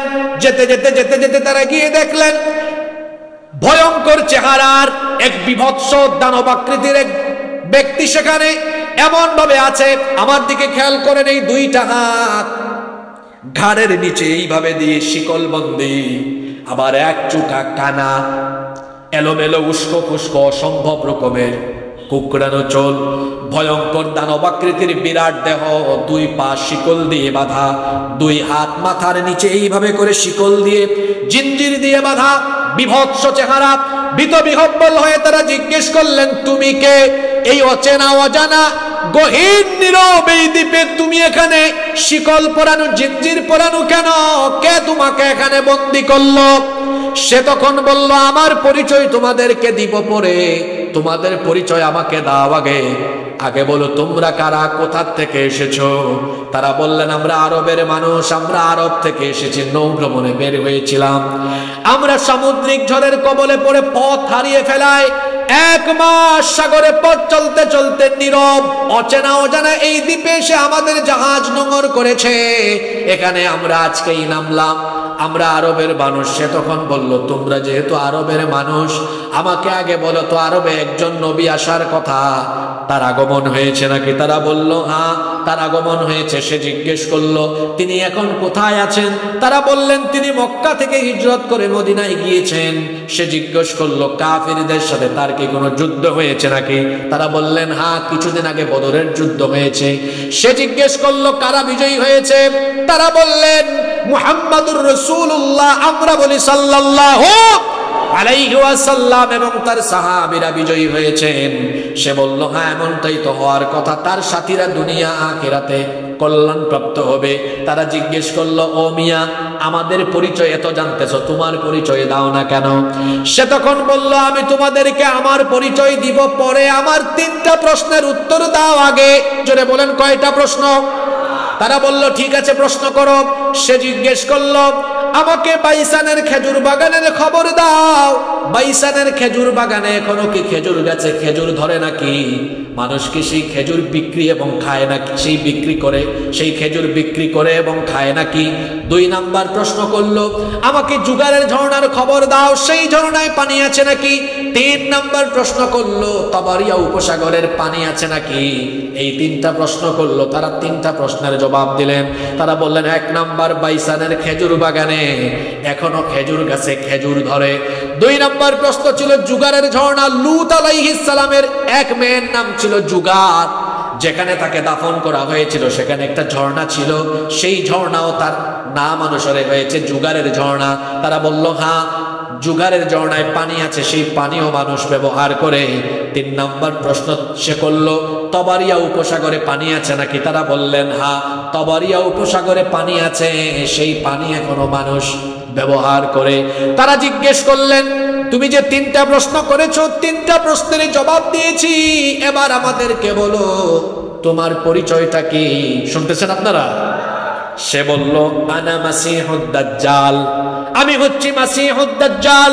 এই কথা শুনে তারা ভয় পেয়ে গেলেন, ভীত বিহব্বল হয়ে জিজ্ঞেস করলেন, তুমি যদি দাজ্জাল হও তাহলে তোমাকে এখানে শিকলবন্দি করে রাখা হয়েছে কেন? কেন তোমাকে এভাবে করে বন্দি করে রাখা হলো? সে তখন বলল, আমাকে বন্দি করে রাখা হয়েছে যার ইচ্ছায়। জোরে বলেন, তিনি কে? তোমরা এখানে আসলেই বা কেমনে সেটা তো জানি না। এখন পর্যন্ত দুনিয়ার কোনো মানুষ এই জায়গা পর্যন্ত পৌঁছাতে পারে নাই, কিন্তু তোমরা এখানে চলে আসলে কেমনে আমিও বুঝতেছি না। আমি দাজ্জাল। তারা বললেন, তুমি যদি দাজ্জালি হও তাহলে তুমি এখানে বন্দি কেন? তুমি কোন সময় দুনিয়ার মানুষের চোখের সামনে যাবে, কখন তুমি আত্মপ্রকাশ করবে? দাজ্জাল তখন বলল, আমি কখন দুনিয়াতে আত্মপ্রকাশ করব সেটা ওই 3টা প্রশ্নের সাথে সম্পর্কিত। কয়টা প্রশ্নের সাথে? যারা মনোযোগ দিয়ে শুনতেছেন তারা বুঝতেছেন আমি 3টা জায়গার নাম বলেছি। একটা হলো বাইসানের খেজুর বাগান, 2 নম্বরে বলেছি জুগারের ঝর্ণা, 3 নম্বরে বলেছি তাবারিয়া উপসাগর। সে বলল, আমি দুনিয়াতে কখন যাব শোনো। প্রথম প্রশ্ন করেছিলাম বাইসানের খেজুর বাগানে খেজুর আছে নাকি? আপনাদেরকে পরিষ্কার করে দেই, এই 3টা জায়গায় ফিলিস্তিনে অবস্থিত। কোথায়? আরো জোরে বলেন, কোথায়? বলল, বাইসানের খেজুর বাগানে কি খেজুর আছে নাকি? তারা বলল, হ্যাঁ। দাজ্জাল বলল, শোনো, খুব শীঘ্রই বাইসানের খেজুর বাগানের সব খেজুর গাছ ধ্বংস হয়ে যাবে। যখন বাইসানের খেজুর বাগানে আর কোনো খেজুর গাছে খেজুর আসবে না, তখন আমি দুনিয়াতে আত্মপ্রকাশ করব। 2 নম্বর জিজ্ঞেস করেছিলাম জুগারের ঝর্ণায় পানি আছে নাকি? তোমরা বলেছো হ্যাঁ। জেনে রাখো, খুব শীঘ্রই জুগারের ঝর্ণা শুকিয়ে যাবে। যখন জুগারের ঝর্ণায় কোনো পানি থাকবে না, তখন আমি দুনিয়াতে আত্মপ্রকাশ করব। 3 নাম্বার প্রশ্ন করেছিলাম তবারিয়া উপসাগরে পানি আছে কিনা? গুগল শরীফে সার্চ করবেন, গুগলে সার্চ করে দেখবেন তাবারিয়া উপসাগরের নাম হলো sea of Galilee. Sea of, সে বলল, এই সি অফ গ্যালিলি তাবারিয়া উপসাগরে যখন পানি শুকিয়ে যাবে তখন আমি আগমন করব। এই যে 3টা জায়গার নাম বললাম, গুগলে এবং ইউটিউবে গিয়ে আজকে সার্চ করবেন, বাড়িতে গিয়ে মিলাবেন। বাইসানের খেজুর বাগানে এখন কোনো খেজুর গাছ আগের নাই। ইহুদিরা মেক্সিকো থেকে এনে কিছু খেজুর গাছ এখানে লাগিয়েছে। জুগারের ঝর্ণায় এখন কোনো পানি নাই, শুকিয়ে গিয়েছে। 3 নাম্বার সি অফ গ্যালিলি, সেখানে ইহুদিরা কৃত্রিমভাবে কিছু পানি সরবরাহ করে, অল্প পানি, কিন্তু আগের মতো পানি নাই। তার মানে দাজ্জাল দুনিয়াতে আত্মপ্রকাশ করার জন্য যে 3টা জায়গা তার আত্মপ্রকাশের সাথে রিলেটেড, বলেন তো 3টা জায়গার নামই বললাম। বাইসারের খেজুর বাগানে খেজুর এখন আগের কোনো গাছ নাই, তবারিয়া উপসাগরের পানিও শুকিয়ে গিয়েছে, জুগারের ঝর্ণায় পানিও শুকিয়ে গিয়েছে। তার মানে দুনিয়াতে দাজ্জালের আত্মপ্রকাশের সময় হয়ে শুনতেছেন আপনারা? এক হাদিসে 4 প্রশ্নের উত্তর পাবেন। 1, দাজ্জাল কোথায়, কি অবস্থায়? 2, কখন আগমন করবে? 3, এসে কতদিন থাকবে? 4, কি করবে? 4টা প্রশ্নের উত্তর কয় হাদিসে আছে? এই হাদিস থেকে জানলেন দাজ্জালের জন্ম হবে না হয়েছে? মহিলা মানুষের মতো কথা বলেন কেন? হয়েছে না হবে? তা আপনাকে যে আলোচনার শুরুতে বলছি দাজ্জালীয় ফিতনা আপনার পকেটে আছে, আপনি তো তখন কথাটা বুঝেন নাই, আরেকটু পরে আরো ক্লিয়ার হবে। দাজ্জালের জন্ম হয়েছে, সে আছে। অন্য একটা হাদিসে এসেছে, আল্লাহর নবী বলেছেন, আলা ইন্না ফি বাহরিল ইয়ামিন আও ফি বাহরিশ শাম আও ফি বাহরিশ শাম, আল্লাহর নবী বলেছেন ইয়ামেন কিংবা শামের কোন একটা অচিন দ্বীপের মধ্যে আল্লাহ তাকে শিকলবন্দি করে রেখেছেন, অচেনা একটা দ্বীপে সে আছে। এই সাহাবীরা বললেন, এই লোকজন যারা কথা বলছিলেন তামিমদারির সাথে, যারা যে 30 জন ছিলেন, তারা বলেন, আচ্ছা বুঝলাম তুমি দাজ্জাল, তুমি দুনিয়াতে যাবে কখন? সেটার উত্তরও পাইলাম, এবার বলো দুনিয়াতে যাওয়ার পরে তুমি কি করবে? সে বলল, এই দুনিয়ায় মক্কা আর মদিনা বাদ দিয়ে সকল জায়গায় আমি ঘুরে বেড়াবো, আর মানুষকে ইমান থেকে আমি ইমান হারা করে আমি মানুষকে কাফির বেঈমান বানিয়ে দিব। তারা প্রশ্ন করলেন, দুনিয়াতে যাওয়ার পরে তুমি কতদিন থাকবে? দাজ্জাল বলল, আমি দুনিয়াতে থাকবো 40 দিন। কথা বুঝে থাকলে বলেন কতদিন? তবে স্বাভাবিক 40 দিনের মতো নয়। দাজ্জালের প্রথম দিনটা হবে 1 বছরের সমান। জোরে বলেন কয় বছরের সমান? দ্বিতীয় দিনটা হবে 1 মাসের সমান। তৃতীয় দিনটা হবে 1 সপ্তাহের সমান। বাকি থাকলো কতদিন? তো গুরুস্থানে ওয়াজে বসছি। দাজ্জাল এসে দুনিয়ায় 40 দিন থাকবে।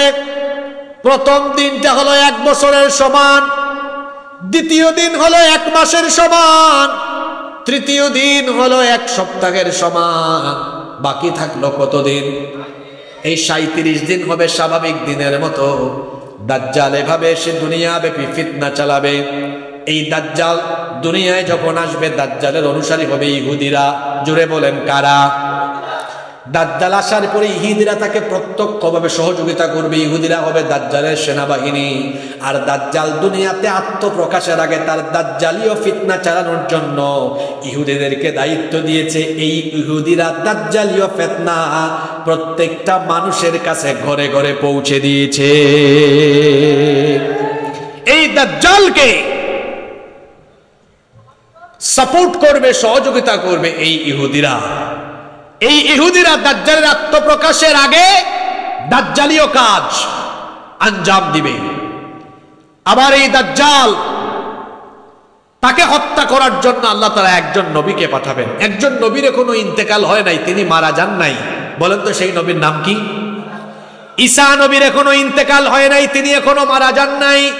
যদিও খ্রিস্টানদের আকীদা হলো তারা ঈসা নবীকে শুলে চড়িয়ে হত্যা করেছে, কিন্তু তারা যাকে শুলে চড়িয়ে হত্যা করেছে তিনি ঈসা ছিলেন না, তিনি ছিলেন মিস্টার মিসা।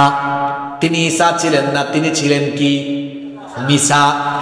তারা যখন ঈসা আলাইহিস সালামকে হত্যা করার জন্য ঘরের চারপাশে ঘিরে ফেললো, আল্লাহ তাআলা তখন ঈসা নবীকে আসমানে উঠায় হেফাজত করলেন। আল্লাহু আকবার। এরা ঘরের ভিতরে ঢুকলো। ঢুকার পরে তারা ঈসা নবীকে খুঁজে ঈসা নবীকে পায় না। যে সৈন্যরা ওই ঘরে ঢুকেছিল এদেরই মধ্যে একজন সৈন্যকে আল্লাহ ঈসা নবীর সুরত দিয়ে দিলেন। এটা আল্লাহর জন্য কঠিন না সহজ? আরো জোরে বলেন কঠিন না সহজ? একজন সৈন্যকে ঈসা নবীর আকার আকৃতি দেওয়া হলো, বাকিরা এর ধরলো, এই তুই ঈসা পেয়েছি, এর ধরো।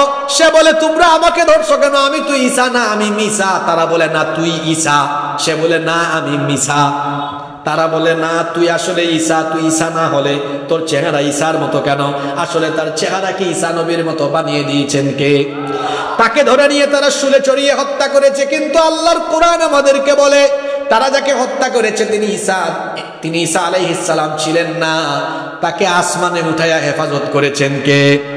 তিনি দুনিয়াতে আসবেন। দাজ্জাল দুনিয়াতে আসার পরে দাজ্জালকে কতল করার জন্য সিরিয়ার দামেস্কের পূর্ব দিকের সাদা গম্বুজওয়ালা একটা মসজিদে ফজরের নামাজের সময় ইমাম মাহদী আলাইহিস সালাম ইকামতের সময় তিনি যখন মেহরাবে নামাজ ইমামতির জন্য আগাবেন, এমন সময় ওই পূর্ব দিকের সিরিয়ার পূর্ব দিকের সাদা গম্বুজওয়ালা সেই মসজিদে দুইজন ফেরেশতার কাঁধের উপরে ভর করে ঈসা নবী দুনিয়াতে অবতরণ করবেন। ইমাম মাহদী আলাইহিস সালাম তাকে দেখেই চিনে ফেলবেন, বলবেন আসেন আপনি ইমামতি করেন। তিনি বলবেন না, আমি ইমামতির জন্য দুনিয়াতে আসি নাই, এখানে আপনার ইমামতির জন্য দাঁড়ানোর জন্য আসি না, আমি এসেছি এক মহান দায়িত্ব নিয়ে, আমি মুক্তাদি হব, আপনি ইমামতি করেন। নামাজ অনুষ্ঠিত হবে। নামাজ অনুষ্ঠিত হওয়ার পরে ঈসা নবী ইমাম মাহদীকে পাশে রেখে ভাষণ দিবেন, বক্তব্য দিবেন যে আল্লাহ তাআলা আমাকে পাঠিয়েছেন দাজ্জালকে কতল করার জন্য। সুবহানাল্লাহ পড়বেন না?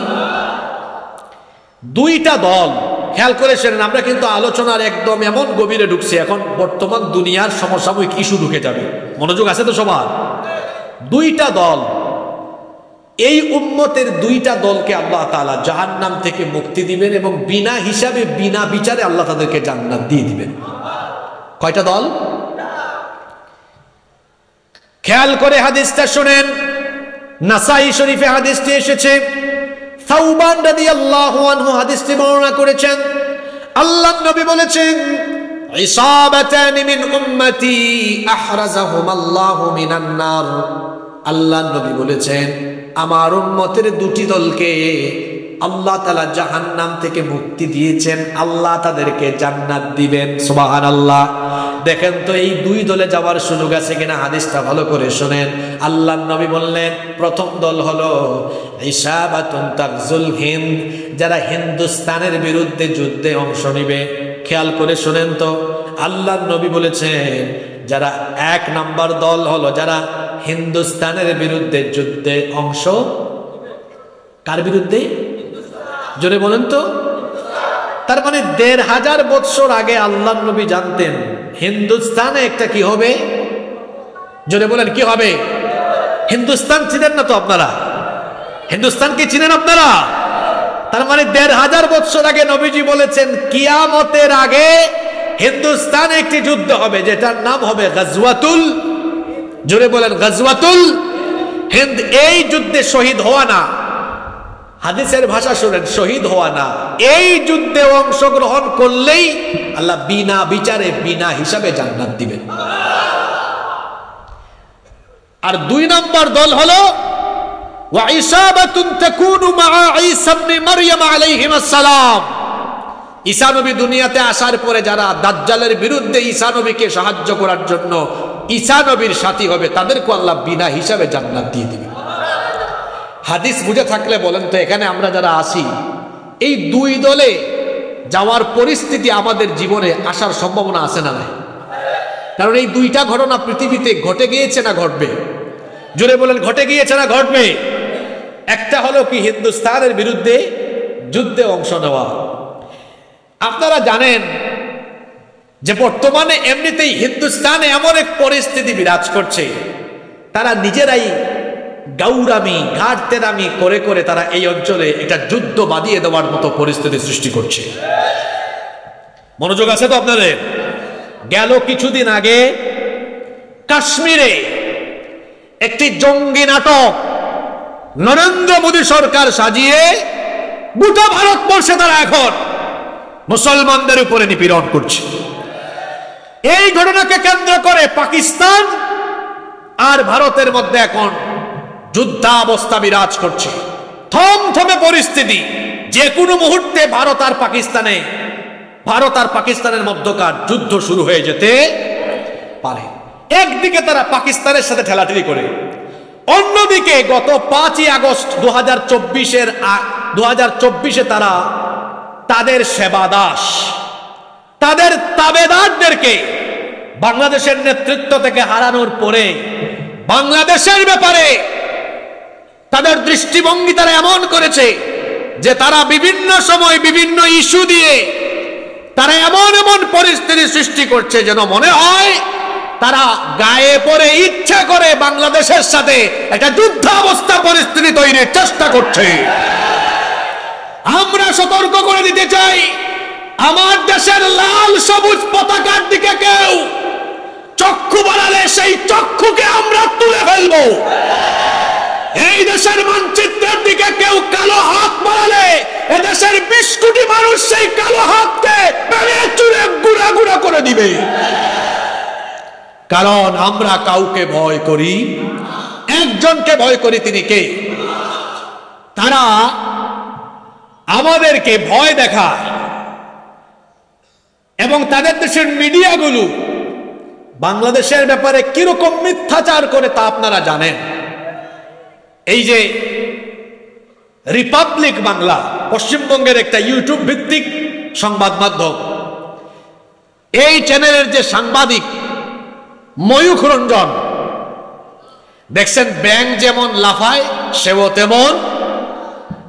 আর কি ডায়লগ, থাকবে না বাংলাদেশটা, থাকবে না। আপনারা দেখছেন কিনা গতকাল কলকাতায় তার বিরুদ্ধে আর এই রিপাবলিক বাংলার বিরুদ্ধে মানুষ স্লোগান দিয়েছে, থাকবে না রিপাবলিক বাংলা, থাকবে না, অর্থাৎ এটা বন্ধ করে দিতে হবে, থাকবে না ময়ূখ রঞ্জন, থাকবে না, অর্থাৎ তাকে জেলের বাইরে থাকতে দেওয়া হবে না। অর্থাৎ হিন্দু মুসলিম দাঙ্গা এবং সংঘাত বা উস্কানিমূলক বক্তব্য দেওয়ার অপরাধে দায়ে হিন্দু মুসলিম সবাই এখন এর গ্রেফতার করার জন্য আন্দোলন করছে। এমনকি এই চ্যানেলটাকে বন্ধ করার জন্য তারা কি করছে? আন্দোলন করছে। তারা মাঝে মাঝে পরিসংখ্যান দেখায়, বাংলাদেশ আর ভারতের যুদ্ধ পরিস্থিতি তৈরি হলে বাংলাদেশ পারবে না। তারা বলে আমাদের যুদ্ধ বিমান বেশি, তাদের যুদ্ধ বিমান কম, আমাদের জনসংখ্যা বেশি, তাদের জনসংখ্যা কম, আমাদের মিলিটারি বেশি, তাদের মিলিটারি কম, আমাদের জাহাজ বেশি, তাদের জাহাজ কম। অর্থাৎ অস্ত্র শস্ত্র এবং যুদ্ধের যাবতীয় উপাদান সরঞ্জাম তাদের বেশি, আমাদের কম, এজন্য আমরা তাদের সাথে পারবো না। কিন্তু এই ব্যাককলের দল এরা তো জানে না, আমাদের কাছে কিছু না থাকলেও, ওদের কাছে সব থাকলেও আমাদের কাছে এমন একটা জিনিস আছে যা ওদের কাছে। বলেন তো সেটা কি? জোরে বলতে হবে, সেটা কি? মুসলমান যখন ইমানি চেতনা নিয়ে দাঁড়িয়ে যায় তখন সেই মুসলমানদেরকে পরাভূত করার, হারিয়ে দেওয়ার শক্তি দুনিয়াতে কারোরই নাই। আমাদেরকে ভয় দেখায় লাভ নাই, কারণ আমাদের নবী আমাদেরকে 1500 বছর আগে জানিয়ে গিয়েছেন হিন্দুস্তানে একটি যুদ্ধ হবে। তিনি আমাদেরকে জানিয়ে গিয়েছেন যে এই যুদ্ধে যারা অংশ নিবে আল্লাহ তাদেরকে জান্নাত দিয়ে দিবেন। আমরা যুদ্ধপ্রিয় নই, আমরা শান্তিপ্রিয়। তবে কেউ যদি আমাদেরকে একদম গায়ে পড়ে আমাদের বিরুদ্ধে লেগে যায়, আমরা মুসলমান, আমরা যুদ্ধপ্রিয় নই, আমরা শান্তিপ্রিয়, এটা ঠিক আছে। আমরা কাউকে আক্রমণ করি না, এটাও ঠিক আছে। কিন্তু জেনে রাখতে হবে, আমরা কাউকে আক্রমণ করি না, এটা যেমন সত্য, তেমনি আমরা আক্রান্ত হলে কাউকে ছাড় দেই না, এটাও সত্য। সম্মানিত সাতক্ষীরাবাসী, আল্লাহ রসুল শুধু জান্নাতের সুসংবাদ দিয়ে যাননি, আরো বলেছেন এই যুদ্ধে প্রচুর মুসলমান শহীদ হবে, কিন্তু এই যুদ্ধে আল্লাহ মুসলমানদেরকে বিজয় দিয়ে দিবেন। শহীদ হওয়ার কথা শুনে আপনারা কি ভয় পেয়েছেন? আমার জাতীয় কবি বলেছেন, উহারা চাহুক দাসের জীবন, আমরা শহীদি দরজা চাই। নিত্য মৃত্যু ভিতরা, মোরা মৃত্যু কোথায় খুঁজে বেড়াই। আমাদের অতীত ইতিহাস আমরা জানি, আমাদের পূর্বপুরুষেরা বদরে, ওহুদে, খায়বারে, খন্দকে চিপায় চাপায় লাশ দেখেছেন, তারা ভয় পাননি। সাগরের উত্তাল তরঙ্গমালা পাড়ি দিয়ে পৃথিবীর দিক দিগন্তে তারা কালিমার পতাকা উড়িয়েছে। আমরা তাদের উত্তরসূরি, আমাদেরকে মৃত্যুর ভয় দেখিয়ে লাভ নাই। আগুনের স্ফুলিঙ্গ ভেদ করে সাগরের উত্তাল তরঙ্গমালা পাড়ি দিয়ে জালেমের সামনে, জালেমের বুকে কাপুরী সৃষ্টি করে কালেমার পতাকা আমরা উড়ায় দিব।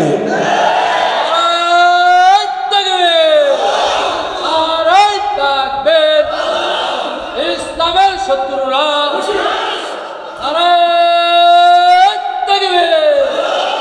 সম্মানিত সাতক্ষীরাবাসী, আমরা শুধু স্লোগান দিয়ে এখান থেকে যাব না। ভারতবর্ষে যে যুদ্ধ হবে, এই যুদ্ধে মুসলমানরা যে জিতবে, বিজয়ী হবে, এটা কোরআন থেকে, হাদিস থেকে আর বাস্তবতা থেকে আমি আপনাদেরকে বুঝাই দেব ইনশাআল্লাহ। কষ্ট হচ্ছে না তো আপনাদের? বলবো না, শেষ করে দিব। যাদের ইমানের ব্যাটারি দুর্বল হয়ে গিয়েছিল, আজকে এখান থেকে তাজা করে উঠেন, ইমানের ব্যাটারিটাকে একদম আল্লাহর কোরআন দিয়ে চার্জ দিয়ে ফুলফিল করে তারপরে এখান থেকে উঠেন ইনশাআল্লাহ। আসেন প্রথমে কোরআন থেকে দেখি। আপনারা বাড়িতে গিয়ে আল্লাহর কোরআনের 8 নম্বর সূরা, সূরা আনফালের 64 নম্বর আয়াত, 65 নম্বর আয়াত পড়বেন। কোন সূরা? সবাই বলেন, যাদের ইমানের ব্যাটারি দুর্বল পড়েন, বলেন কোন সূরা, কত নাম্বার? আয়াত নাম্বার 65। কত নাম্বার? দেখেন তো আল্লাহ কি বলতেছেন। আল্লাহ তাআলা বলছেন, ইয়া আইয়ুহান নাবিয়্যু হাসবুকাল্লাহু ওয়া মান ইত্তাবাআকা মিনাল মুমিনিন। হে নবী, আপনি এবং আপনার অনুসারী মুমিনদের জন্য আল্লাহ যথেষ্ট। বলেন তো মুমিনদের জন্য যথেষ্ট কে? মুমিনদের সাথে আছেন কে? এরপরে আল্লাহ তাআলা বলছেন, ইয়া আইয়ুহান নাবিয়্যু হাররিদিল মুমিনিনা আলাল কিতাল। হে নবী, মুমিনদেরকে যুদ্ধের ব্যাপারে আপনি উৎসাহিত করেন। তাদের ভয় পাওয়ার কোনো কারণ নাই। তার কারণ হলো তারা যখন যুদ্ধে অবতীর্ণ হয়, তখন আমি আল্লাহ তাদের শক্তি কেমন করে বাড়িয়ে দিই। আল্লাহ বলছেন, ইয়াকুম মিনকুম 20 সাবিরুনা ইয়াগলিবু মিআতাইন। মুমিন যখন 20 জন থাকে, তখন 200 জন কাফিরকে তারা পরাজিত করে দিতে পারে। আল্লাহু আকবার। এরপরে আল্লাহ বলছেন, ওয়া ইয়াকুম মিনকুম মিআতুন ইয়াগলিবু আলফাম মিনাল্লাযীনা কাফারু বিআন্নাহুম কওমুন লা ইয়াফকাহুন। আর মুমিন যখন 100 জন থাকে, 1000 কাফিরকে পরাজিত করে দিতে পারে। সুবহানাল্লাহ পড়বেন না? আপনার একটা 80টা গাণিতিক হিসাব দেওয়া হয়েছে। কয়টা? দেখি কারা কারা মনে রাখছেন। 20 জনে কত? 200। বলেন 20 জনে কত? 200। 100 জনে? আশ্চর্যের ব্যাপার হলো, এই দুইটা গাণিতিক হিসাবের ভাগফল কিন্তু একরকম। যেমন 200কে 20 দিয়ে ভাগ করেন, ভাগফল কত হয়? 200কে 20 দিয়ে ভাগ করলে কত হয়? 10 হয়। কত হয়? এবার আপনারা 1000কে 100 দিয়ে ভাগ করেন তো কত হয়? 10 হয়। তাহলে ভাগফল কি একরকম না আলাদা? তার মানে আল্লাহ বোঝাতে চাচ্ছেন, যুদ্ধে অবতীর্ণ হলে মুমিনদেরকে আল্লাহ তাআলা এমন ভাবে শক্তি বাড়িয়ে দেন যে একজন মুমিন 10 গুণ বেশি শক্তিশালী হয়ে যায়। যুদ্ধের টাইমে যে মুমিন 10 গুণ শক্তিশালী হয়। আপনাদেরকে দেখেন একটা ঘটনা শোনাই। ওই যে খায়বারের যুদ্ধে, কোন যুদ্ধ? খায়বারের যুদ্ধে মুসলমানরা লড়াই করতেছে কাফেরদের বিরুদ্ধে, বিজয় হয় না। নবীজি বললেন, আগামীকাল আমি এমন একজনের হাতে এই যুদ্ধের দায়িত্ব তুলে দিব, আল্লাহ তাআলা আগামীকাল এই যুদ্ধে বিজয় দিবেন। সুবহানাল্লাহ পড়বেন না? সাহাবীরা তো সেই রাতে অস্থির, নবীজি কাকে না কাকে দায়িত্ব দেন। নবীজি আলী রাদিয়াল্লাহু আনহুকে দায়িত্ব দিলেন। তাকে বলা হতো আসাদুল্লাহিল গালিব। তিনি এক হাতে তলোয়ার আর আরেক হাতে খায়বারের লোহার কপাট। কপাট বুঝেন তো আপনারা? লোহার কপাট আরেক হাতে নিয়ে একদমই কপাট দিয়ে কাফেরদেরকে সাইজ করেছেন। যুদ্ধের পরে যখন সবাই শুনলো আলী রাদিয়াল্লাহু আনহু ওই লোহার কপাট হাতে নিয়ে কাফেরদেরকে সাইজ করেছেন, তারা তো অবাক যে এই কপাট তুলতে তো কয়েকজন লাগে, উনি একা এক হাত দিয়ে এটা তুলছেন কেমনে? আলী রাদিয়াল্লাহু আনহু যখন শুনতেছেন সবাই বলা বলি করতেছে, তিনি বললেন, দেখো আমি কেমনে তুলা দিয়েছি। এখন যখন তুলতে যাবেন তুলা দিতে, নবীজি এটা দেখে বলেন, আলী লজ্জা পেও না, সত্যি তুমি যুদ্ধের সময় এটা তুলা দিয়ে এটা দিয়ে কাফেরদেরকে সাইজ করেছিল, এটা সত্য, কারণ সেই সময় আল্লাহ তোমার গায়ে এমন শক্তি ঢেলে দিয়েছিলেন। আমরা মুসলমানরা কোনোদিন সংখ্যা দিয়ে বিজয়ী হই নাই, আমরা বিজয়ী হয়েছে কোয়ালিটি দিয়ে। আমরা যখন ইমানি তেজ নিয়ে দাঁড়িয়েছি, আল্লাহ ফেরেশতা পাঠায়া সাহায্য করেছেন, শক্তি বহু গুণে বাড়িয়ে দিয়েছেন। সুবহানাল্লাহ। তাহলে এই আয়াত, যে আয়াতটা আজকে তিলাওয়াত করলাম, শুনেন, যুদ্ধ শুরু হয়ে গেলে মুসলমানরা ঈমান নিয়ে দাঁড়ালে তারা কয় গুণ শক্তিশালী হয়? আসতে বলবেন না, জোরে বলেন, কয় গুণ? ভারতের জনসংখ্যা 130 কোটি, বাংলাদেশের জনসংখ্যা কত? 18 বা 20 কোটি। তাহলে আমরা সংখ্যায় কম না? কম। কিন্তু আসেন, বাংলাদেশের জনসংখ্যা 18 বা 20 কোটি, তার মধ্যে মুসলমান হলো 14 কোটি। কিন্তু 14 কোটি যদি যুদ্ধে আল্লাহর উপর আস্থা নিয়ে দাঁড়ায়, তখন কি 14 কোটি থাকবে? 10 গুণ শক্তি বাড়বে। তাহলে 10 দিয়ে 14 কোটিকে গুণ করেন তো কত হয়? 140 কোটি। এরপরে ভারতে জনসংখ্যা 130 কোটি, এর মধ্যে 30 কোটি মুসলমান আছে না নাই? এরাও যদি দাঁড়ায়, 30 কোটি গুণ 10 কত হয়? 300 কোটি। যে ব্যাককলরা মিডিয়ায় বসে হিসাব করে, এরা আল্লাহর কোরআনের হিসাব জানে না। আপনাদের এলাকায় পাটা পুতাইল বলেন না শিল পাটা বলেন? জি, শিল পাটায় পেঁয়াজ নড়া না? নড়া। আপনাদের সাতক্ষীরার ভাষা শিখে যাই আমি, আমাদের ভাষা তো অন্যরকম, আমাদের সিলেটের ভাষা। হ্যাঁ, আপনি গেলে বলবে কিতাব আইসাব বালানি, আউকা বউকা খাউকা যাউকা। তো শোনেন, শিল কি বলছেন ভাই? শিল নড়া। তো শিল নড়ার মাঝখানে পেঁয়াজ মরিচ যাই দেন, এটা কি হয়ে যায়? একদম মিশে যায়, একদম ভর্তার মতো হয়ে যায়, তাই না? উগ্রবাদী, চরমপন্থী, জঙ্গি, সন্ত্রাসী, আরএসএস এর গুন্ডা, মোদির নেতৃত্বাধীন সেই সবগুলো সন্ত্রাসীকে হুঁশিয়ার করছে, নিজেরাই যুদ্ধাবস্থা তৈরি করো না। যদি নিজেরাই যুদ্ধাবস্থা তৈরি করো, এইদিকে 14 কোটি, ওইদিকে 30 কোটি যখন দাঁড়াবে, আল্লাহর কোরআনের হিসাব অনুযায়ী 10 গুণ শক্তিশালী হয়ে এইদিকে 140 গুণ, ওইদিকে 300 গুণ শক্তি নিয়ে এমন ভাবে দাঁড়াবে, শিল পাটার মাঝখানে সবকিছু আসলে যেমন ভর্তা হয়ে যায়, গাজওয়াতুল হিন্দ শুরু হলে উগ্রবাদীরা ভর্তা হয়ে যাবে, দিল্লিতে কালেমার পতাকা উড়িয়ে দেওয়া হবে। তাহলে কোরআনিক হিসাব জানলাম, কোনোভাবেই যুদ্ধে মুসলমানদেরকে হারানো যায় না যদি মুসলমানরা ঈমান নিয়ে দাঁড়ায়। তো গাজওয়াতুল হিন্দে মুসলমান ঈমান নিয়ে দাঁড়ালে 10 গুণ শক্তিশালী হবে। তো 10 গুণ শক্তিশালী হবে, এটা কি আমার কথা না আল্লাহর কথা? মোকাবেলা করা যাবে? জোরে বলেন, মোকাবেলা করা যাবে? তারপরে আসুন হাদিস কি বলছে। নবীজি তো বলেই গিয়েছেন এই অঞ্চলে একটা যুদ্ধ হবে কিয়ামতের আগে, এই যুদ্ধে মুসলমানদেরকে বিজয় দিবেন কে? আপনাদের আর কোনো সন্দেহ আছে? তাহলে কুরআন বলে, হাদিস বলে, এই অঞ্চলে একটা যুদ্ধ হলেও আল্লাহ জিতায় দিবেন কাদেরকে? এবার আসেন বাস্তবতা কি বলে। বাংলাদেশ, ভারত, পাকিস্তান এই অঞ্চল ভৌগোলিকভাবে এমন একটা জায়গায় অবস্থান করছে, ভারত সে যার বিরুদ্ধেই যুদ্ধ করবে, এখানে কয়েকটা অঞ্চল আছে এরা এসে ভারতের বিরুদ্ধে দাঁড়িয়ে যাবে।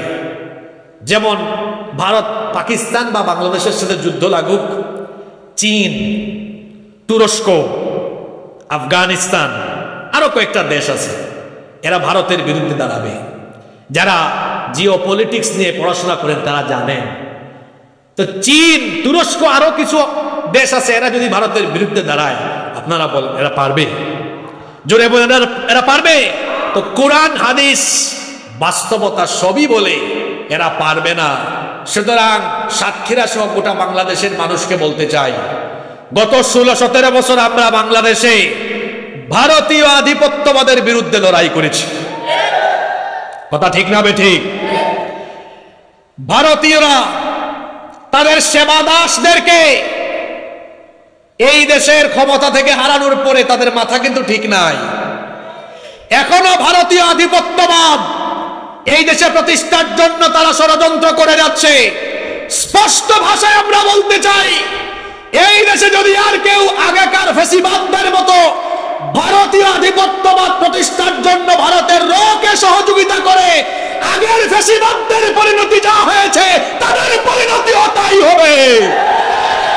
জুতা পিটা করে বাংলাদেশ থেকে বের করে দেওয়া হবে। বাংলাদেশের আমি স্পষ্ট ভাষায় বলছি, স্পষ্ট ভাষায় আমরা বলছি, ইসকনের চিন্ময় কুমার প্রভুকে জামিন দিলে পরিস্থিতি সরকার কন্ট্রোল করতে পারবে না। আপনারা জানেন গত 2 দিন, আপনারা বেজার হচ্ছেন নাকি? সমসাময়িক কিছু কথা তো আমাকে বলতেই হবে। এই যে আমার ভাই অ্যাডভোকেট সাইফুল ইসলাম আলিফ, আপনারা জানেন কিনা, আমি যে বিশ্ববিদ্যালয় থেকে পড়াশোনা শেষ করেছি, শহীদ অ্যাডভোকেট সাইফুল ইসলাম আলিফ একই বিশ্ববিদ্যালয়ে পড়াশোনা করেছে। তাকে চট্টগ্রামের কোর্ট প্রাঙ্গণের কাছাকাছি কিভাবে এই ইসকনের জঙ্গিরা হত্যা করেছে সেটা আপনারা জানেন।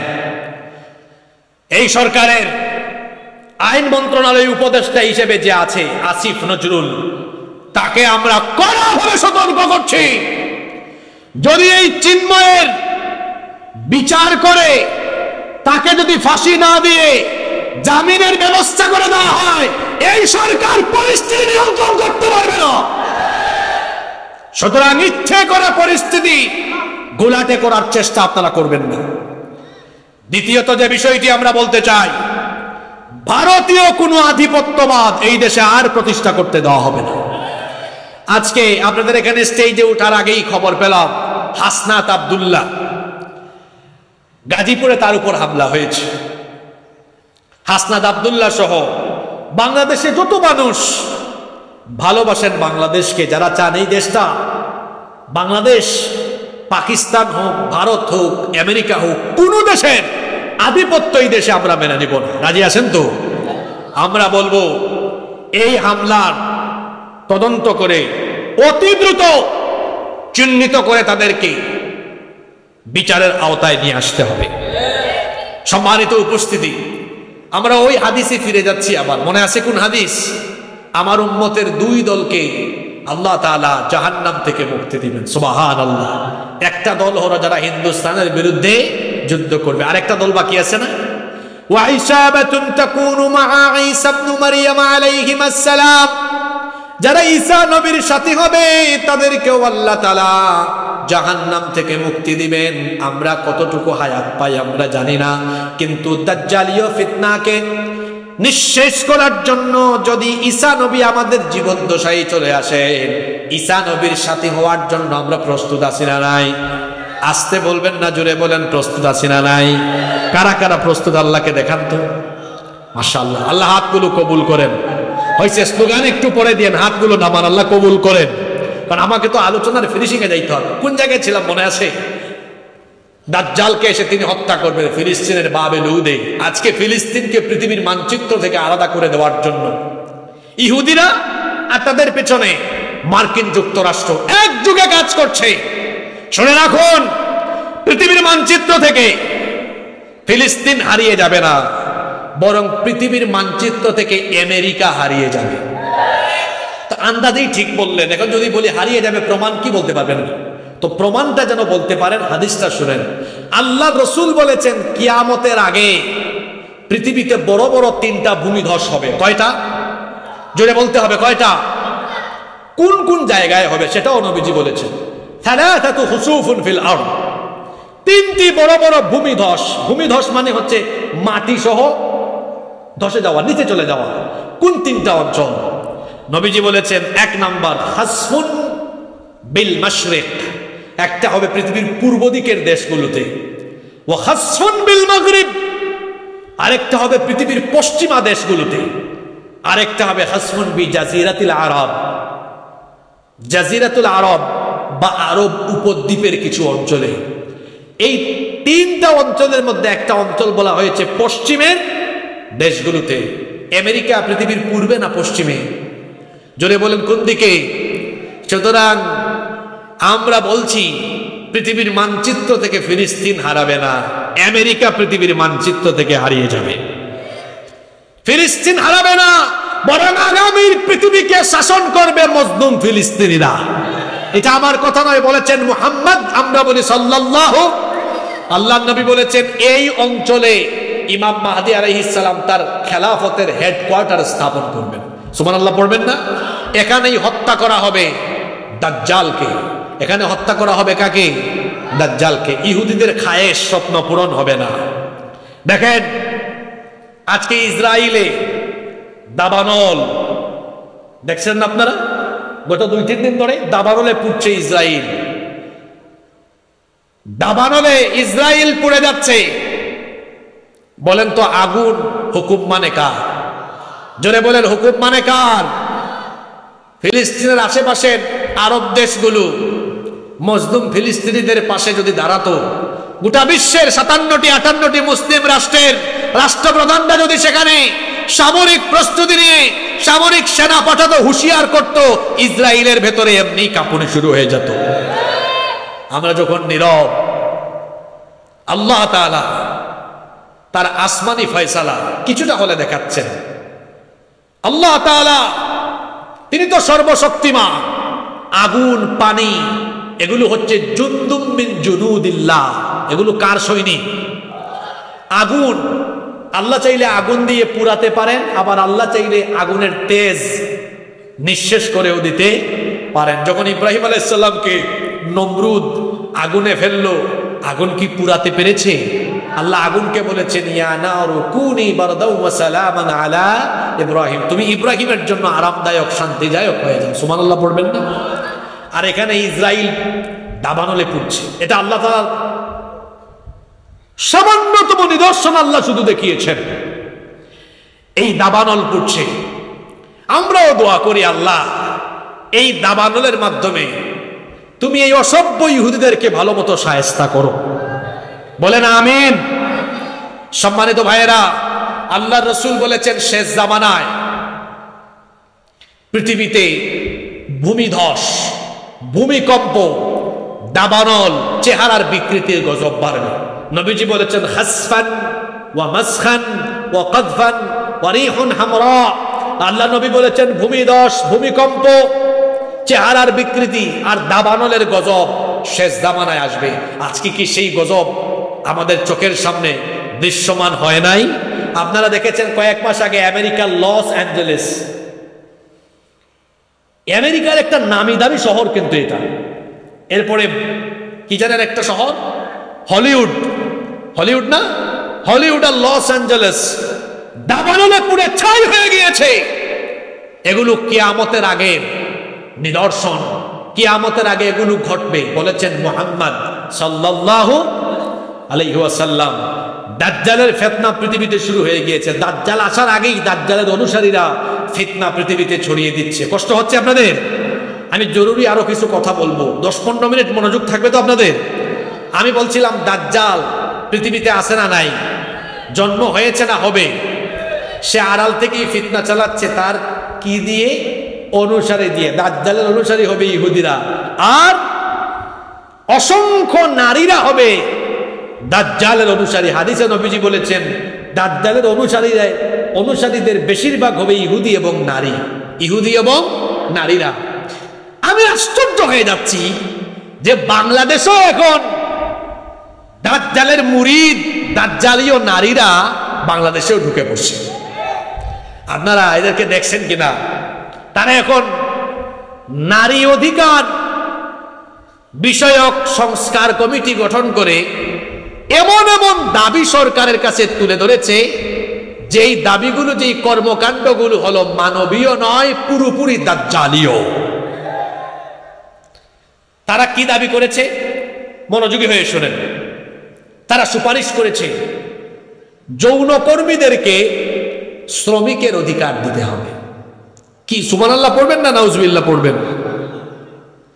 আমার মনে হয় কি জানেন, যারা এই দাবি তুলে ধরেছে এই কমিটিতে যারা আছে সম্ভবত এদের প্রত্যেকের পতিতালয় আছে, নইলে তারা নারী যৌন কর্মীদেরকে শ্রমিকের মর্যাদা দিতে চায় কেন? বরং উল্টো সরকারের কাছে দাবি করতে পারত যে আমরা যারা যৌনকর্মী হয়ে গিয়েছে, আমরা চাই সরকার একটা ব্যবস্থা নিক, এই পদ থেকে এদেরকে ফিরিয়ে এনে কর্মসংস্থানের একটা ব্যবস্থা করে দেওয়া। এটা না করে, এই দাবি পেশ না করে, তারা কি বলছে? তারা বলছে যৌনকর্মীদেরকে শ্রমিকের অধিকার দিতে হবে। তারপর আরো কি সাংঘাতিক কথা বলেছে? বলেছে ধর্মীয় বিধিবিধান মানার জন্য, অনুসরণ করার জন্য এই দেশে নাকি নারীর প্রতি বেশি বেশি বৈষম্য হচ্ছে। বরং আমরা দেখতে পাচ্ছি ধর্মীয় বিধিবিধানগুলো প্রতিষ্ঠা না থাকার কারণে এই দেশের নারীরা সবচেয়ে বেশি লাঞ্ছনা বঞ্চনার শিকার হচ্ছে। আসলে আপনাকে আমি কিছু প্রমাণ দেখাই। বাংলাদেশ স্বাধীন হয়েছে আজকে 54 বছর। ভালো করে শুনেন, 1971 স্বাধীন হয়ে দেশ 2025 পর্যন্ত 54 বছরে পদার্পণ করেছে। বলেন তো দেখি, 54 বছরে বাংলাদেশ বেশি শাসন করেছে নারীরা না পুরুষরা? জোরে বলেন কারা?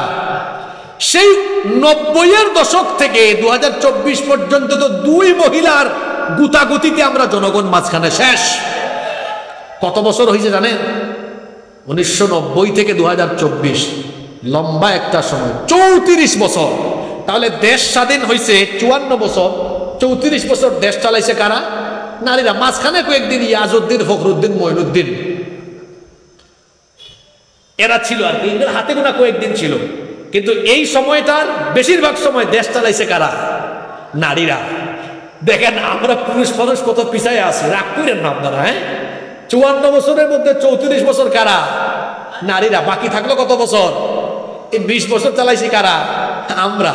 তো বহু বছর পরে কিন্তু এখন রাষ্ট্রপ্রধান কে হয়েছে? পুরুষ হয়েছে। আচ্ছা শুনুন, আমি যে কথা বলতে চাচ্ছি, 54 বছরের মধ্যে 34 বছর দেশ শাসন করলো নারীরা।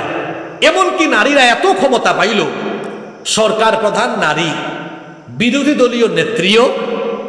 এমনও সময় গিয়েছে স্পিকার নারী, স্বরাষ্ট্রমন্ত্রী নারী, পররাষ্ট্রমন্ত্রী নারী, শিক্ষামন্ত্রীও নারী। নারীরা এই দেশে এত ক্ষমতা পাওয়ার পরেও আপনারা আমাকে বলেন তো, 34 বছর নারীরা ক্ষমতায় থেকেও তারা কি ধর্ষণ বন্ধ করতে পেরেছে? জোরে বলেন, পেরেছে? তো নারী ক্ষমতায়ন দিয়ে তো নারীর অধিকার তারা প্রতিষ্ঠা করতে পারলো? বরং আমরা দেখেছি ধর্ষণ হয়েছে, নারী ধর্ষণ হওয়ার পরে আমার ধর্ষিতা বোন কবরে চলে গিয়েছে, ধর্ষক বেঁচে আছে, জেলখানার থেকে জামিন নিয়ে বেরো হয়েছে। আপনাদের চোখে আঙ্গুল দিয়ে একটা ঘটনা দেখাই। গত রমজান মাসে এই যে আপনাদের পার্শ্ববর্তী মাগুরায় একটা ঘটনা ঘটেছে। আসিয়া, 8 বছর বয়সী আমার এই বোন, এক পরিবারের 3 নরপিশাচ তার সাথে যে আচরণ করেছে, আমার বোন 3-4 দিন হাসপাতালের বেডে নির্মম কষ্ট স্বীকার করে দেশ ছেড়ে সে দুনিয়া থেকে চলে গিয়েছে। তার এই ঘটনা যারা ঘটিয়েছে, অপরাধীদেরকে ধরে জেলখানায় রাখা হয়েছে ঠিক, কিন্তু বলেন তো বিচার কি হয়ে গিয়েছে? রায় কি হয়ে গিয়েছে? ভালো করে শোনেন, বাংলাদেশ চলে মানুষের তৈরি আইনে না আল্লাহর আইনে? জোরে বলেন, কার আইনে? মানুষের তৈরি করা আইন থাকার ফলে আমার বোন ধর্ষিতা হয়ে কবরে চলে গেল, আর ধর্ষক এখনো বেঁচে থাকলো। যে আইন থাকার ফলে ধর্ষিতা কবরে চলে যায় আর ধর্ষক বেঁচে থাকে, সে আইনের মুখে আমি লাথি মারি। যে আইন থাকার ফলে আমার ধর্ষিতা বোন কবরে যায় আর ধর্ষক বেঁচে থাকে, সেই আইনের মুখে আমি জুতা নিক্ষেপ করি। এখানে আমার ভাই অ্যাডভোকেট বসে আছেন, আইনজীবী, আপনি মনে কষ্ট নেবেন না। আরো হয়তো অনেকে থাকতে পারেন, আইন শৃঙ্খলা বাহিনীর লোকজনও থাকতে পারেন। এটা মনের কষ্ট নিয়ে বলেছি আমি। হ্যাঁ, এটা কেমন আইন এই দেশে যে আমার ধর্ষিতা বোন কবরে যায়, ধর্ষক এখনো বেঁচে থাকে? এজন্য বলেছি এই আইনের মুখে আমি লাথি মারি। যদি মানুষের আইন না হয় আল্লাহর আইন থাকতো, একজন ধর্ষককেও ছাড় দেওয়া হতো না। কারণ আল্লাহর আইনে ধর্ষকের শাস্তি হলো সরাসরি মৃত্যুদণ্ড, সেটা গোপনে নয়। কিভাবে? সাতক্ষীরায় কোনো ঘটনা ঘটেছে, আশাশুনিতে ঘটেছে, একদম সাতক্ষীরায় সার্কিট হাউসের সামনে অথবা বড় কোনো মসজিদের সামনে প্রকাশ্যে জনসম্মুখে তার মৃত্যুদণ্ড নিশ্চিত করতে হবে। আপনারা বলেন তো, যদি একজন ধর্ষকের বিচার এভাবে প্রকাশ্যে করে মৃত্যুদণ্ড নিশ্চিত করা হয়, এই দেশে যত লম্পট চরিত্রহীন আছে, এক বিচার দেখে এমনি তারা তারের মতো সোজা হয়ে যাবে। এজন্য নারী অধিকার প্রতিষ্ঠার জন্য মানুষের তৈরি করা আইন নয়, আল্লাহর আইনকে পার্লামেন্ট পর্যন্ত নিয়ে যেতে হবে। এই তথাকথিত নারীবাদীরা তারা বলছে যে ইসলাম নারীকে ঠকিয়েছে, ধর্মীয় আইন থাকায় নারীরা বৈষম্যের শিকার হচ্ছে। তারা কুরআন থেকে আবার দলিলও দিয়েছে।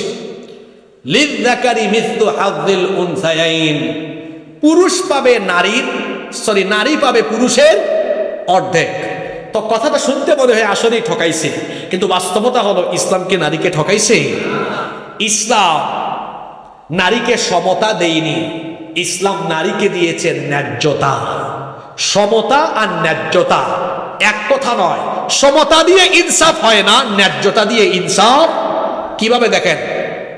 আচ্ছা বলেন তো, একজন নারীর তার কি কোনো ব্যয় আছে?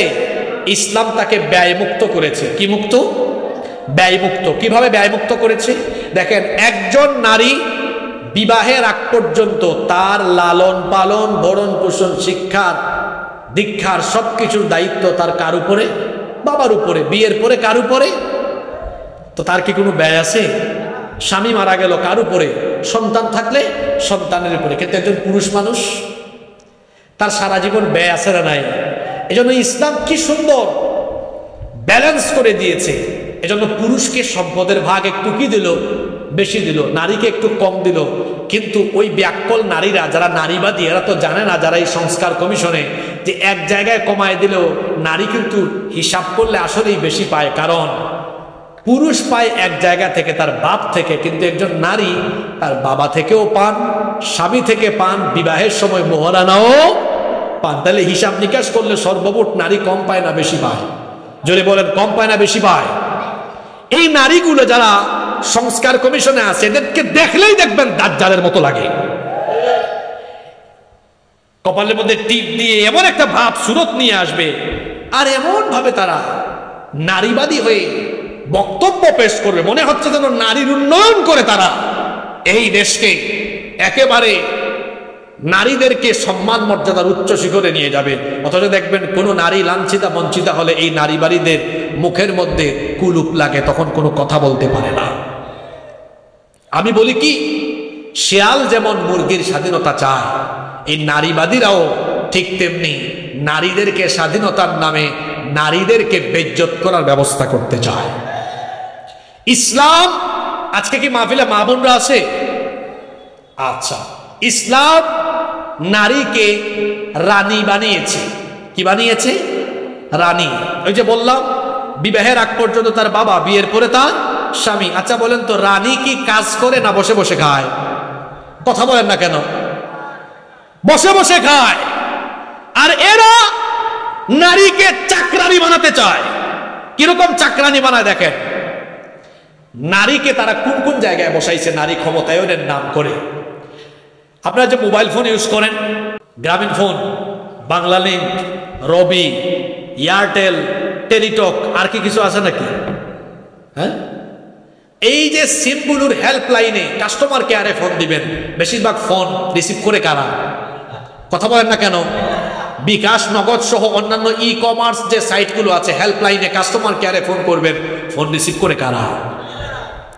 বিমানে চড়বেন, কেবিন ক্রু এবং এয়ারপোর্টের ভিতরে বোর্ডিং পাস যেখান থেকে নেওয়া হয়, বেশিরভাগ জায়গায় বসায় রাখছে নারী। 5 স্টার 7 স্টার হোটেলে যাবেন, রিসিপশনে নারী।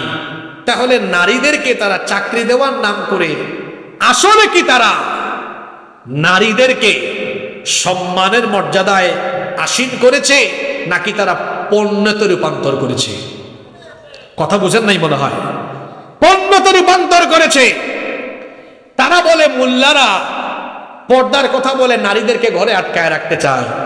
আমিও বলি, শিয়াল যেমন মুরগির স্বাধীনতা চায়, নারীবাদীরাও তেমনি নারীর স্বাধীনতা চায়। একটা শেয়াল, শোনেন, একটা শেয়াল মুরগির খামারের পাশে গিয়ে দেখে মুরগির খামারের মালিক চারপাশে নেট দিয়ে রেখেছে, জাল দিয়ে বেড়া দিয়ে দিয়েছে। তো শেয়াল গিয়ে বলতেছে, আহারে মুরগি, তোদেরকে দেখে আমার পুরো মায়া হয়। তো কয়েকটা মুরগি বলতেছে, শিয়াল মামা, আপনার তো মায়া হয় কেন? দেখোস না, আমার মালিক আমাকে ছেড়ে দিয়েছে, আমার তো কোনো মালিকও নাই, আমার কোনো জেলখানাও নাই, কিন্তু তোরা যে এই নেটের ভিতরে আসিস, আমার মতো তো ঘুরে বেড়াইতে পারিস না, তোদের কোনো স্বাধীনতা নেই। তো কয়েকটা মুরগি তখন বলতেছে, মামু, আপনার মতলব কিন্তু আমরা বুঝি। আপনার মতো যদি আমাদের স্বাধীনতা থাকতো, নেটের বেড়া না থাকতো, নইলে আপনি যে মামুর মামু, আমাদের সাথে কথাও বলতেন না, আইসেই গপ করে আমাদেরকে খাই ফেলতেন।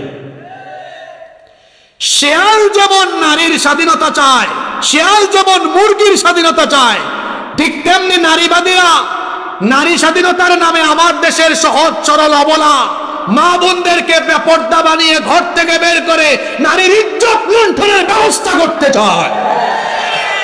এই দেশে তাওহীদবাদী মানুষ বেঁচে থাকতে সেই খায়েশ পূরণ করতে দেওয়া হবে। এজন্য হেফাজতে ইসলামের সাথে তাল মিলিয়ে আমরা বলতে চাই, এই সংস্কার কমিশন অবিলম্বে বাতিল করতে হবে। ডক্টর ইউনূসকে বলবো, এই দেশে যে কোনো নীতিমালা প্রণয়নের আগে আলেমদের সাথে আপনাকে বসতেই হবে। শুধু ডক্টর ইউনূস নয়, আগামী দিনে যারা বাংলাদেশে ক্ষমতায় আসবেন, আলেম উলামাদের সাথে পরামর্শ না করে কোন সিদ্ধান্ত নিতে গেলে নিজেদের পরিণতি নিজেরাই আপনারা খারাপ করতে যাবেন। এদেশের 90% মানুষ মুসলমান, মুসলমানদেরকে প্রতিনিধিত্ব করেন আলেম উলামারা, তো তাদের সাথে বসে কি বৈঠক করা জরুরি নয়?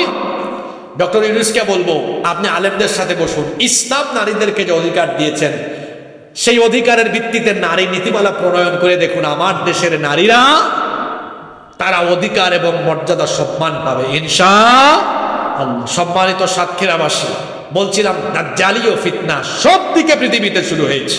এই যে নারীবাদীরা যে ফিতনা শুরু করেছে, এরাও দাজ্জালীয় এজেন্ডা বাস্তবায়নের কাজ বাংলাদেশে করার অপচেষ্টা করছে, কিন্তু এটা বাংলাদেশে করতে দেওয়া হবে।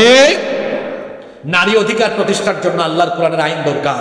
শেষ কথা আপনাদেরকে বলি, শুধু নারী অধিকার নয়, এই দেশকে আমরা একটি সফল, উন্নত, ক্ষুধামুক্ত, দারিদ্রতা মুক্ত বাংলাদেশ হিসাবে পেতে হলে মানুষের তৈরি করা আইনের পরিবর্তে আল্লাহর কোরআনের আইন প্রতিষ্ঠার জন্য আমাদেরকে ঐক্যবদ্ধ হতে হবে। শেষ কথা আপনাদেরকে বলি, কথায় আছে না, শেষ ভালো যার সব ভালো। আমাদের দেশের মানুষকে 54 বছর ধরে রাজনৈতিক দলগুলো শুনিয়ে যাচ্ছে, আমরা ক্ষমতায় গেলে দারিদ্রতা মুক্ত, ক্ষুধামুক্ত বাংলাদেশ নির্মাণ করব। হ্যাঁ, আমরা বাংলাদেশকে সচ্ছল করব, স্বাবলম্বী করব, ক্ষমতায় গেলে এত লক্ষ এত কোটি মানুষকে চাকরি দিব, ক্ষুধা থাকবে না, দারিদ্রতা থাকবে না। আপনারা সাতক্ষীরার মানুষ বলেন তো, কেউ কি তার ওয়াদা পূরণ করেছে? জোরে বলেন, করেছে? আল্লাহর কালাম হাতে নিয়ে বলে যাচ্ছি, যদি আল্লাহর কালাম জায়গা পর্যন্ত পৌঁছে চ্যালেঞ্জ করে বললাম, একজন ক্ষুধার্ত মানুষ থাকবে না, অসহায় মানুষ থাকবে। কারণ আল্লাহ তাআলা একটি ফর্মুলা দিয়েছেন, যাকাতের ফর্মুলা। এটি যখন রাষ্ট্রীয়ভাবে প্রয়োগ করা হবে, এই দেশে ক্ষুধার্ত মানুষ, অসহায় মানুষ থাকবে না। একটি সোনালী রাষ্ট্র হিসাবে বাংলাদেশ তৈরি হবে ইনশাআল্লাহ। জন্য আসুন, একটি ক্ষুধামুক্ত, দারিদ্র্যমুক্ত বাংলাদেশ বিনির্মাণের জন্য, একটি সুন্দর সফল বাংলাদেশ বিনির্মাণের জন্য আমরা আল্লাহর কোরআনকে রাষ্ট্রের সর্বোচ্চ জায়গা পর্যন্ত নিয়ে যাওয়ার জন্য ঐক্যবদ্ধভাবে কোরআনের সমাজ বিনির্মাণে কাজ করি। আল্লাহ তাআলা আমাদের সকলকে কোরআনের জন্য, কোরআনের আন্দোলনের জন্য কবুল করেন। আমরা সবাই বলি আমিন।